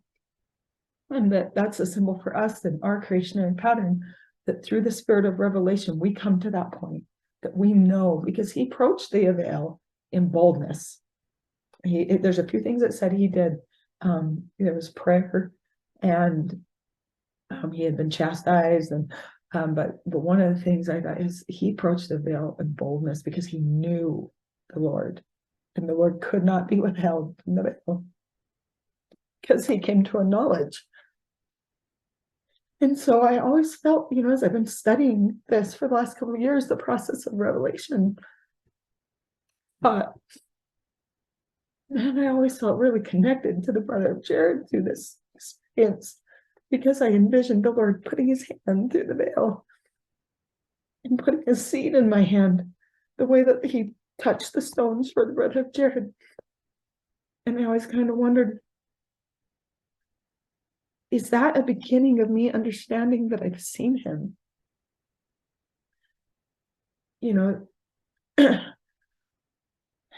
My neighbors their son bought was Matt, actually, his kid bought a teal car. And before that, I had never seen any teal cars. And now I started seeing them everywhere. And it was like, okay, so which happened first? Did I first see the teal car, so now I was aware of them? Or is it because I've seen the teal car that now that law of attraction and that power has grown, that more are being attracted into my awareness? Which is the chicken before the egg, or the egg before the chicken? And I think there's two perspectives, right? It's chicken before the egg, or egg before the chicken. I think when you come to understand God, you realize that the answer is both. Yeah. Yes. It's yes and yes. It's a higher understanding. It's a different perception. And we can talk about that a little bit more as well. But for me, I started to wonder, this personal experience was, when you come to see the Lord, I think you realize how many times you actually seen him. Yeah. And not realize he's been with us this whole time. And think about that I won't say too much about this, but think about that in the relation to the temples, the temple video and the messengers, and there was an awareness change, those that at first maybe they didn't recognize, but then they began to understand. And that's what the Lord's doing. He's raising our awareness of miracles are happening all around you. You just don't know it. And when you start to notice it, you start to see more of it. It's quickening. And then as it quickens, you're like, am I creating it? Or is it happening because I'm noticing it? And he's teaching you to become a creator and saying it's both. Yeah. It's both. You're learning to overcome the world and be a creator within me in the world, and yet still be a part of it in a way. And again, that's another concept we should probably do its own video on. But so I started to question more and more that experience I had with just seeing that. And as I started to understand the brother Jared's experience, and I thought, man, I just feel so connected to that. And I just felt very clearly that this seed that he gave me, that the miracle that I don't know what the miracle is yet. When he said the miracle, one day you'll have a miracle and you'll know this is where the seed was planted. I still have not understood what that miracle is. But I'm beginning to gain an understanding. And I started to realize, as I've studied the process of revelation, his pattern, and studied that Brother Jared experience, that seed that he planted and the miracle that comes for that will also be the miracle for me.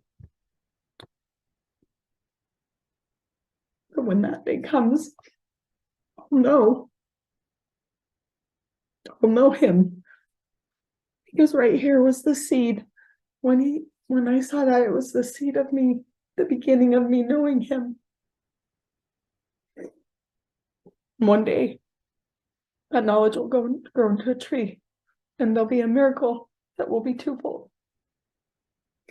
And so I began to feel that to be very true. And then I watched a thing that talk that Elder Bednar gave. I'm going to have to find it, and I'll try to post just that segment of what he said. But he began, I think it was on his talk about taking upon the character and nature of Christ. And he talks a lot about the spirit of revelation. He just wrote a book on it. And he said in that video, he started talking about the brother of Jared and that moment when he was touching the stones. And he said something to the effect that, we always see it depicted in pictures as the Lord parting through the veil and touching those stones. Like it happened like that. And he says, I don't think that's at all what the scriptures are saying. He says, it says he lit them one by one.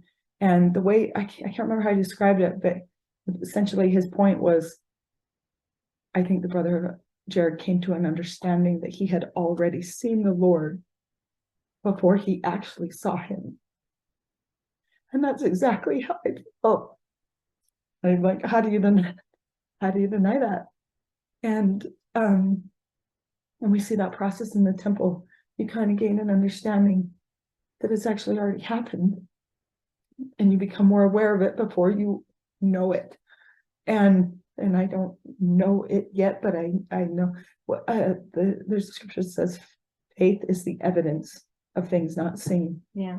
So you'll be given an evidence of something you haven't yet connected, seen, but you have seen it, but you don't know it.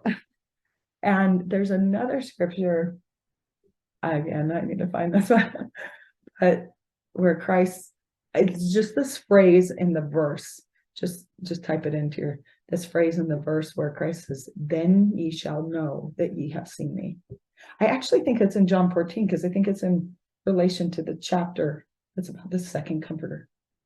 Then ye shall know that ye have seen me. And that phrase, I'm like, that tells you that it already happened before you knew it. Yeah. And then when you were telling me that idea and that concept, it hit me like every time I've been with Christ in thought and feeling and intent, whether it's service or meditation or scripture study or feeling the scripture, it made me realize like he's been there.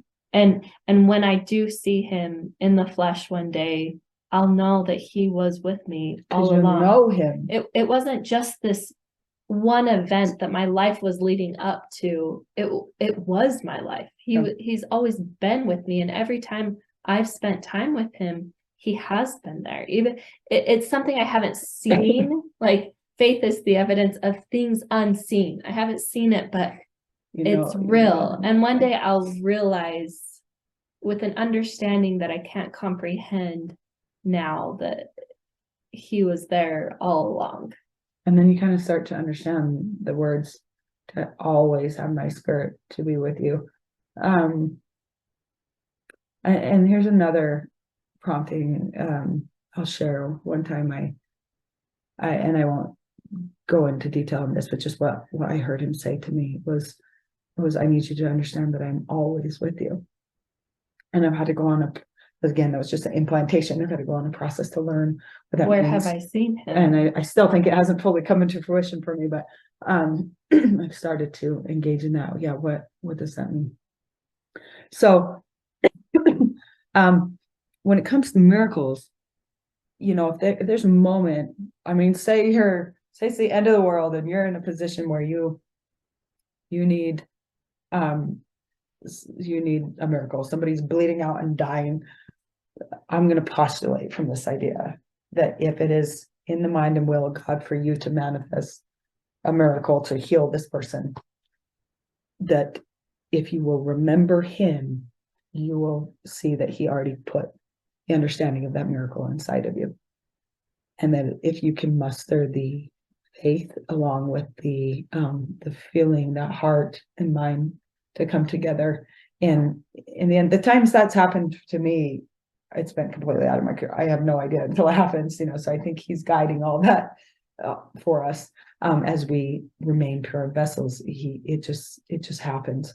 But like Elder Bednar said, stop worrying about it. You're living in it. You may not just know it yet. You may not know it yet, but you're living in it. Just give it time. And anyway, but I don't think there would ever be a miracle that was not planted as a seed somewhere beforehand. I don't think God doesn't create something out of nothing. We know he creates from his word, and he uses us to guide this church. He's got a process. And you said once too, like, he doesn't give you an apple seed and then grows a peach tree. That's not his ways. He is trying to teach you the process of that thing you're creating. And so it should manifest into a peach. If you plant a peach seed, it should be a peach tree, except for your rose, of course. You see the counterfeit, right? Like Satan does confuse, though. He does do things, he doesn't have this power. And so it's like, he does plant peach trees that try to be, so I think that's, you'll know them by their fruits. It should, yes. A good seed should have a good fruit. God has this organized path and Satan has just confusion, right? And I think that's a good comparison. And I even wondered as we were reading this in the New Testament, when Christ was tempted by Satan and he was tempted to turn the stones into bread. One thing I wondered is, I'm like, well, does God, first we know that Christ said, you don't tempt me, like, you don't control me, like I do the mind and will of God. The mind and will of God would it be to have a stone turn into bread? Is that out of his creationary pattern? Like, was he tempting him to step out of God's blueprint? I don't know. It's just one thought I had, where that is not the measure of the creation of the stone. Could he have done it? I'm sure he could have. But that's not the measure of the creation of the stone. The measure of the creation of the stone is the crystal of the urim and thummim. And that's why I think when Brother Jared went to molten it, Matt mentioned this in my last video, he used to think that he could have brought him like a piece of wood and that he would have done that. But the Lord was trying to teach him a pattern and to teach him things, and wasn't going to use something like the stones have been created. Stones are such a symbol of Christ. Peter was called the stone of the church, which Joseph Smith translated to Cephas, which means seer stone. It's such a symbol of being a seer. And Christ is like a crystal. It sees all. And doesn't Christ mean crystal? It does. And in Greek or something. Yeah, and we know that the world will be a urim and thummim, and which will be like a celestialized crystal in that way. And that it's all knowing, it's all seeing. And that's the essence of what God is, all knowing and all seeing. And so I just kind of wondered, like, Brother Jared knew enough about Christ to have a knowledge in who he was, so that his faith could. Yeah, so when he went to go, because the Lord asked him, like, what are you gonna do about it? Same thing when he did to Moses. When Moses comes to Red Sea, well, what are you gonna do? The Lord will be, he does kind of put doubt in his mind, like, well, you can't do this, can't do that, you can't. I've been playing chess with my daughter, and it's kind of like, that's kind of the thing about chess. I can't move here, this will happen. I can't move there. And then Christ is like, so what are you gonna do?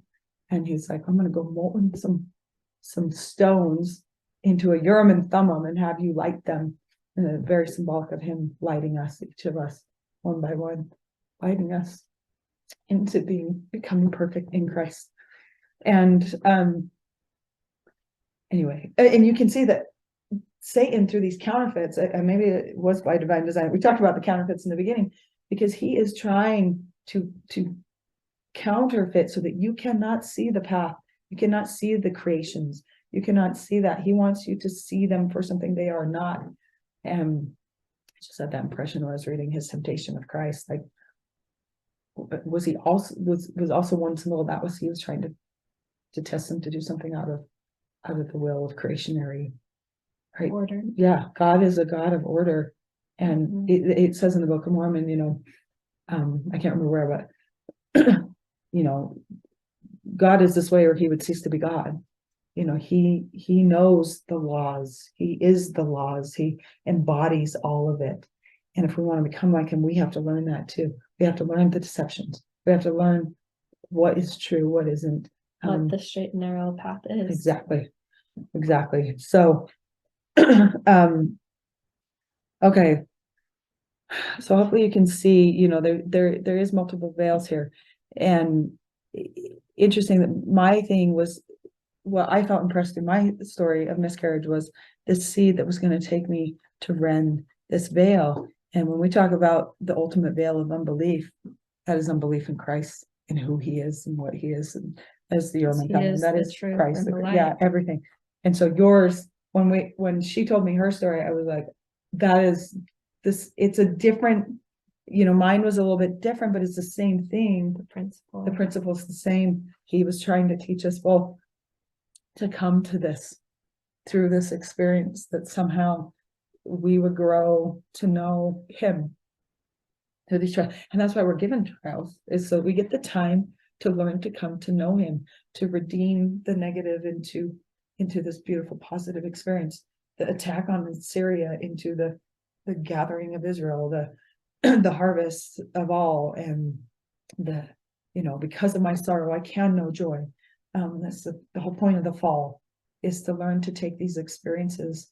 In fact, one small example of this, there's a woman, and eventually I'll share some more stories about this experience, but I felt impressed to tell her a little bit. She's been inactive for like 40 years. She's become a good friend of mine. And me and this friend, this Rose friend, we went to her house one day to talk with her, and she's going through some trials. And I have felt impressed to just tell her that an experience I had with her was very similar to the experience I had with this friend, the Rose. And that there's a few times I've really heard God's voice directly to me. And one was with this friend with the rose, and another was with this woman in a rainbow. Actually, she showed up at my porch and told me the story about a rainbow, and I'll tell the story later. But I felt impressed to share with her, there's been a few times I felt God speak to me, and one of them was through you, just to help her know that he's with her. And that was the story she shared with me with the rainbow. It was the first time she began to feel like God was with her. And so I shared the rose story with her that connected me to this other friend. And then we left, and then that week she had to go in for surgery, and I went and visited her, and this was just a few weeks ago. I felt impressed to take her some red roses. And I never told her, I haven't mentioned here either, what that means to me, but I did. I went and took her some red roses and visited her in the hospital. And I left, and that night she sent me a message, and she said, my whole life I have hated red roses. I said, they symbolize to me something that I didn't have in my life. They're associated with love and Valentine's and being doubted upon. And she's just had a really hard life. And she said, they symbolize to me such a negative connotation. And now understand, this is a beautiful creation of God. This flower, anything of God is a beautiful thing. But we often take these symbols and turn them dark in our minds of all God's creations. And for one reason or another, and she had done this in her life all these years, and she's like, I've always hated them. And she's like, today I've realized I will never look at a red rose the same way. She said, I now love them. And she kind of said the same thing to me when she came to my house and talked about the rainbow, which I'll share in another time, but that, she always looked at it as this negative thing, and now she looks at it as such a beautiful thing because she felt God spoke to her through this rainbow, and she'll never look at a rainbow the same. And I think that's what Christ is. He's taking all these little things that have affected us for the negative, and he's helping us learn to see them in positivity. And through the different oppositions, we then gain celestial perspective. And essentially what she said to me was, like, I'm healed of hating these red roses. I'm healed of hating this creation. Like, I will forever love them. And so we as vessels get to be planting those seeds in this way that the Lord does, and switching people's perspectives, even from the smallest thing of a flower or a rainbow or something in their life that they've held this negative, awful thing to. We as vessels of Christ get to work like him to redeem those experiences, and once it's redeemed, it's eternal. It's like it doesn't fall back. Once you have an experience like that, it doesn't go back, and that's what he offers us, is eternal redemption. And this whole life as a whole is, we are fallen to learn to overcome eternally, to be healed eternally. And so, I'm never gonna look at this miscarriage experience the same. I just know it's on its path back up to eventually manifest something so great. Is there anything else you want to add to any? Just that the trials are seeming to be miracles. The trial itself. We talk about it. Yes, is the faith of the miracle. And President Nelson said this too, and we've seen this throughout the scriptures. I don't know where I had that written, but you receive no witness until after the trial of your faith. And think of Christ here too. You receive no witness until after the trial. And this life is that trial. Okay, Pinocchio.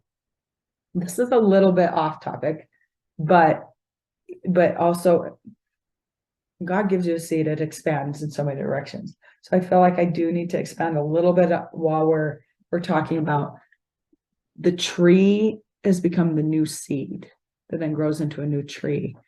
And to me, there's a little bit of fun concept here of like Christ is both the Father and the Son. So a couple movies, this is the best way I can describe this concept. But as we go through the sanctifying process, the Lord is going to sanctify us and undo our false perceptions so that we can then gain clearer perception for the future, to see more like a celestial perspective, or like a Urim and Thummim. When we undo the heavy burdens of the past, we can then see clarity here and now and into the future. And the future part would be, we know his patterns, we know what's ahead, we know how he works, we know him. And so again, Urim and Thummim, past, present, future. And there's so many, in fact, past, present, future. You can even apply that here, and there's a lot of connotations in the temple in regards to past, present, and future. And in the Holy Ghost, what is his job? To bring all things to our remembrance, right? And then Christ sanctifies those things, and then that then brings us into the presence of the Father, who all these things are before him. So in the movie Pinocchio, if you watch that movie, it's all about a spiritual journey, right? The boy is learning to become a real boy. The puppet's learning to become a real boy. And if you think of that as like, we're learning to become alive in Christ. We're just like nowhere near that in this state of being, but we're learning to become alive in the spirit again. And so Pinocchio, you see, like, he goes through the adversary, he gets tempted, he goes through like the teenager, the adolescence, so he gets involved in some things he shouldn't, the prodigal son, right? And he's trying to make his way back to his father, but this time as he's trying to make his way back to his father, he wants to come back to him as a real boy. And you think about us, we're trying to make our way back to the Father as eternal, immortal beings and to be like him. And so the end, what's the last thing that Pinocchio has to do to become a real boy?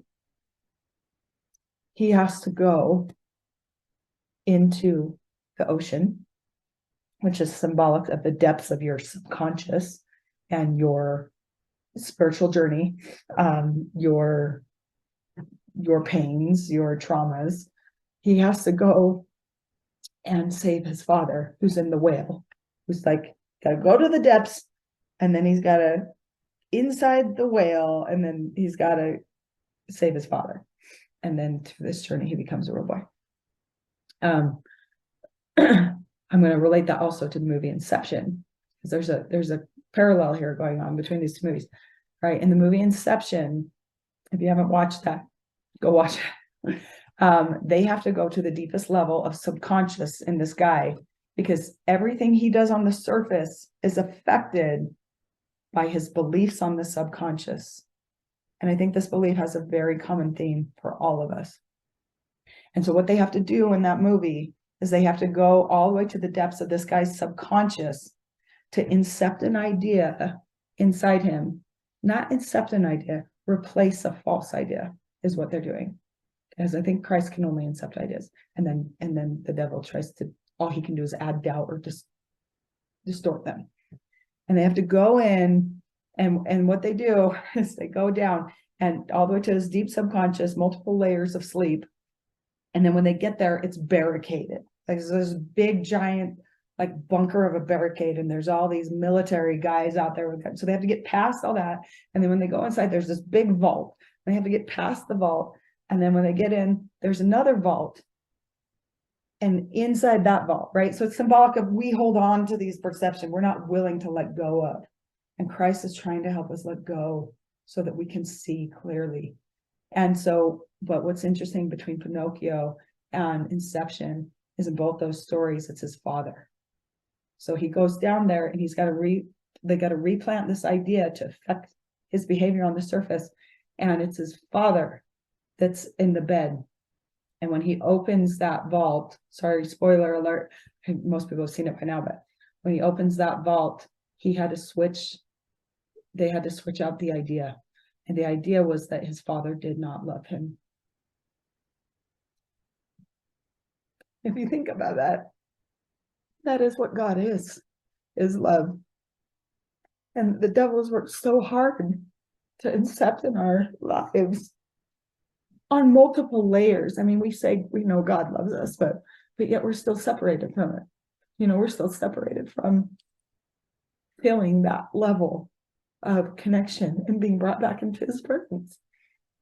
And I think the Lord is trying to undo the heavy burdens, not just within us, but generationally, that have been passed on because of the fall, generationally. And I think the angels help assist us in that, in unveiling within that, whatever that thing is that keeps us all from understanding the love of God and knowing him, to come back into his presence. And and so with that, they had to kind of plant a seed in his mind, essentially, and heal that thing. And then on the surface, it was going to change the way he behaved. It was going to change everything he did. And of course, it's like a whole twisted movie, but the idea is pure. And that for us, it will change us for clear perception. And then once we gain clear perception and we become a vessel and temple of God, then like him, what goes out of us is creationism. And everything we do becomes after his pattern, because we can see more clearly, because we have cleansed through the repentance of Christ. We have cleansed and gone through the sanctification process of undoing all those heavy burdens, our own wilderness, our own storm, and uncovering. A song that you helped me with, one of the first one I did, was about this concept of looking at that story of Peter on the water, and well, here's another one that you said, here's another angelic experience from you. You were going through an experience in your life where you said it felt like the Lord told you to get in a boat and cross the waters. And so you're all like, great, we'll get in the boat, we'll cross the waters and go to where we think we're going. But then halfway through, he told you to stop in the middle of the water and said, pretty much said, here's your destination, get out and walk. Get out. And you were like, oh, it's not what I was expecting. A real trial of faith. And that actually sparked the idea for the song. Maybe I'll have to add the song at the end of this, because your story there is what sparked my idea for writing that song, because I started to look at the journey of Peter totally different. That when he got out in the water and walked, first of all, he took a lot of faith to get out on that storm.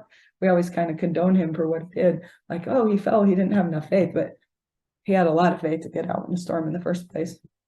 And I think this is, symbolic of the storm of our own life. Those things we're holding on to, we won't let go of. And he's saying, you got to let it go. And it might be a storm to bring it all up and let it surface. It's going to create a storm. And so when we see the storm, we kind of hide and oh, this can't be right. This doesn't feel good. And so we go back inside and we hide. And what I thought was interesting about the Peter on the water story was when they first saw Christ on the water, they thought it was a dark spirit. That was their first thought, it was a dark spirit. And how many times we think, well, this is dark. This doesn't feel right. So we go back inside and he says, fear not, it is I. He actually, because of his presence, the darkness can't stand. So it's coming up. The fever has to break.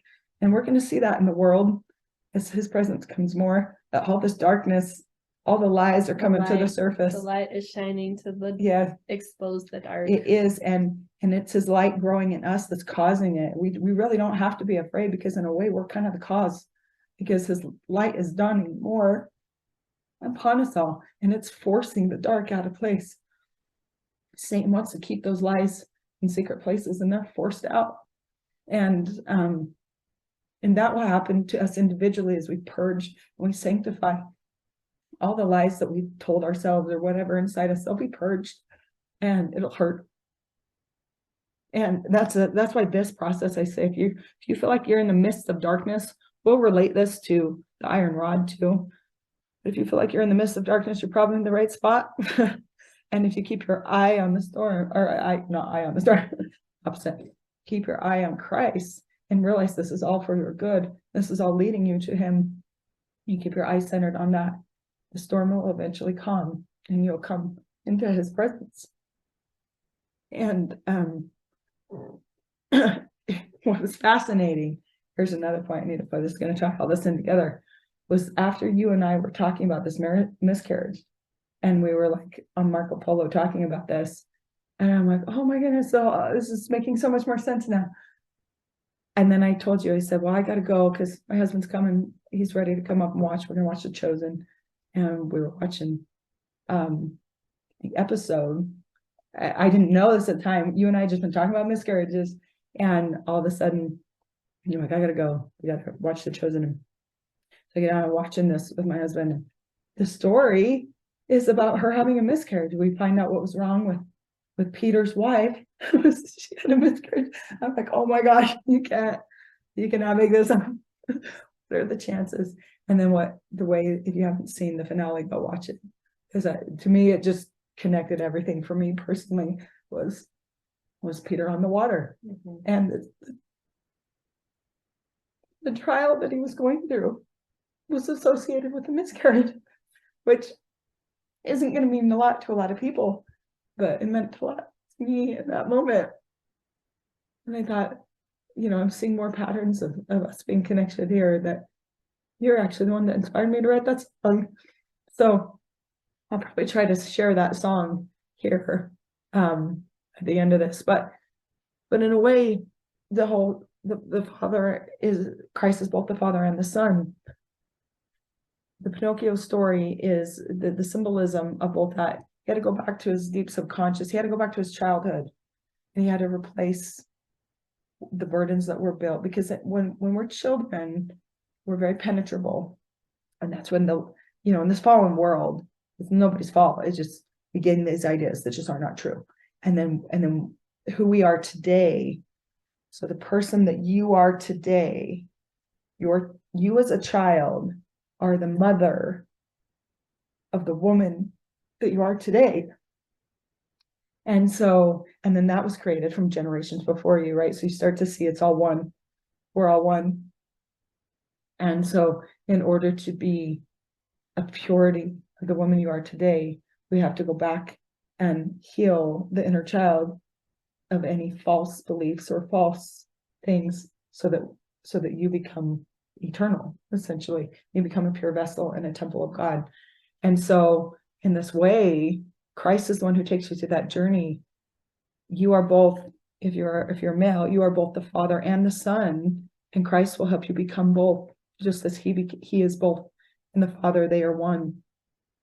It's also kind of a pattern of, I think there's a lot more to that too than just this, but to me, it's very much a pattern of Christ within you, helping you undo and recreate and be reborn again as the Son, that when you become the Father in the tree, you're reborn again as the Son and of a new creation. And so you're always kind of both.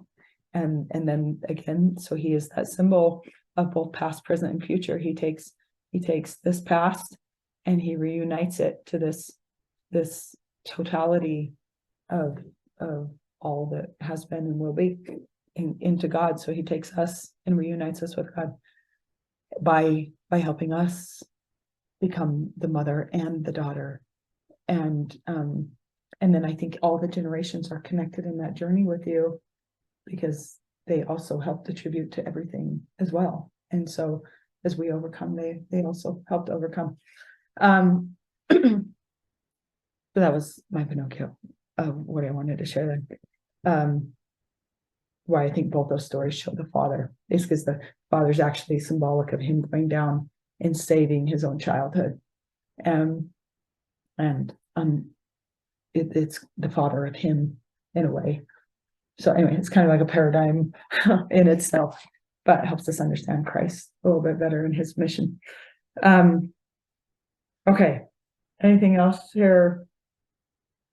I think that's more than enough for today. I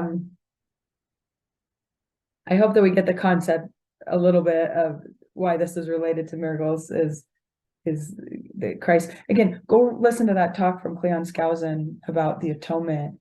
And to me, that really helped me see Christ actually wants to teach you these things. God wants you to know these things because they are what bring you back to him. Is the whole purpose of faith is to bring you back to him. It's all a process for him. And then if I can, I'll add that song on the end, and hopefully you'll kind of understand the meaning of that song when you listen to the words.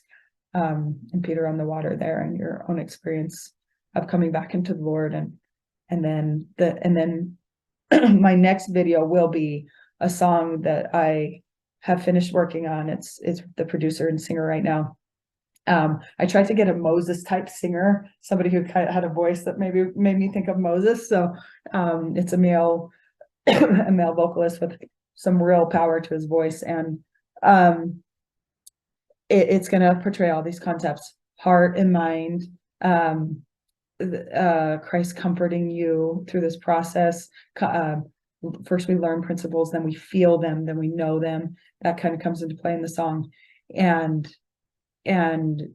pretty much that you were created to need a miracle. So that will be next as well. And I was going to say one last thing about that. I'll talk more about all that in the next one and try to attribute more to this. But so we will just leave that there for now. And thank you for watching. And again, you can always reach out to me if you have any questions or comments or experiences you want to share. I learned so much more by hearing everybody else's experiences. So I think that's a benefit I get from this, is I get a lot more perception and clarity. So thanks for everybody who reaches out to me and really engages. I really appreciate it. So, and thanks, Joanna, for coming, and we will see you guys next time. Okay, so I'm actually going to load and share that song that I discussed in the video about Peter on the water and how that kind of all came together there for me. But I noticed something as I was searching for the video of it. I'm just going to share a lyrics video so you can read the words as the song goes. But as I was looking for the video, I realized that, I was talking with my friend Joanna, and through the process of the video you just watched, I realized that she so much connected of her in this concept of the seed being planted, and with our miscarriage experiences, and then the experience with the other friend and the rose, when I found out that the other friend had moved into Joanna's old house and Joanna had planted that rose bush. She was the one who planted that seed that led to my friend eventually bringing me the red rose. And as I was loading this video that you're going to see here in a minute about the song, I realized Joanna planted the idea for the song in my mind, and that kind of came about. And then actually the person who sang it was my friend with the red rose, the one that moved in her house. And there's now making that tie that, yeah, there's some sort of fun connection there between the three of us as friends, and a divine friendship maybe. And in fact, when I first finished the song, she didn't live in our neighborhood yet, or hadn't moved in, or I hadn't met her yet. And then I was going to have somebody else sing the song. And then I remember sitting in church and shortly after I had just met her, and she ended up singing in church. And I remember when I heard her sing, I just remember this voice saying, "This is your singer." And so I asked her, want to sing a song for me? And we've been really good friends during that. And then the more I began to learn about her as a person, the singer of the song, I realized that this song really embodies a lot of her life experiences. Her dad has been involved in helping people. He's a neurosurgeon and has been involved in helping people with serious addictions. He's written a lot of books on it, using the atonement to overcome addiction, specifically to pornography and things, and how it molds the brain. And so her family has been very involved in this understanding of what the song portrays about, kind of undoing the heavy burdens and things. So the more I learned about her, I realized this song was not just her voice was perfect for it, but also her life and her experiences and the work that she does in her life for the Lord really embodies this song. So, and that it's just interesting how the Lord just makes everything work. And now I'm just now realizing, as I'm getting ready to love this, that Joanna planted the seed, and then the girl sang it. And Joanna also planted the seed of the rose, and the girl brought me the rose. It's just like Joanna said in the video, man cannot coordinate these things. Man cannot make this up. This is surely acts of God. So I'm going to load that video here and hope you enjoy it.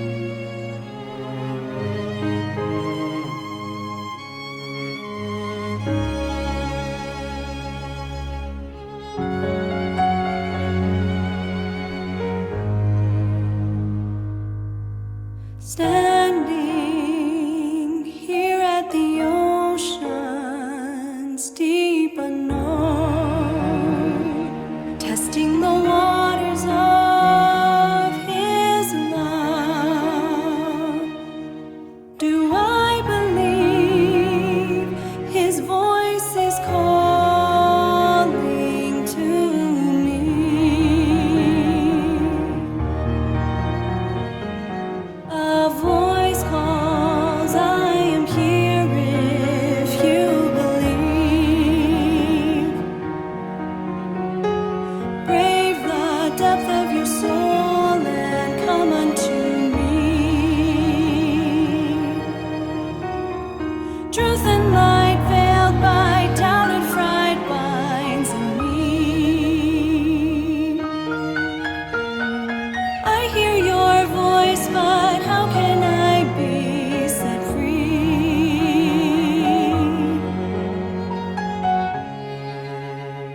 And here at my great deep, whose depths I do not know, you say, set out and come to me amidst the rising storm.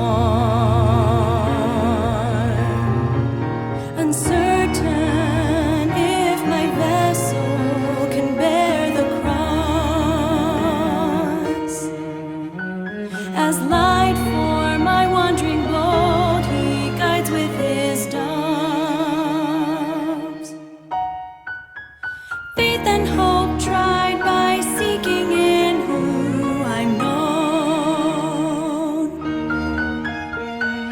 Faith rises up as storms rage up the unknown.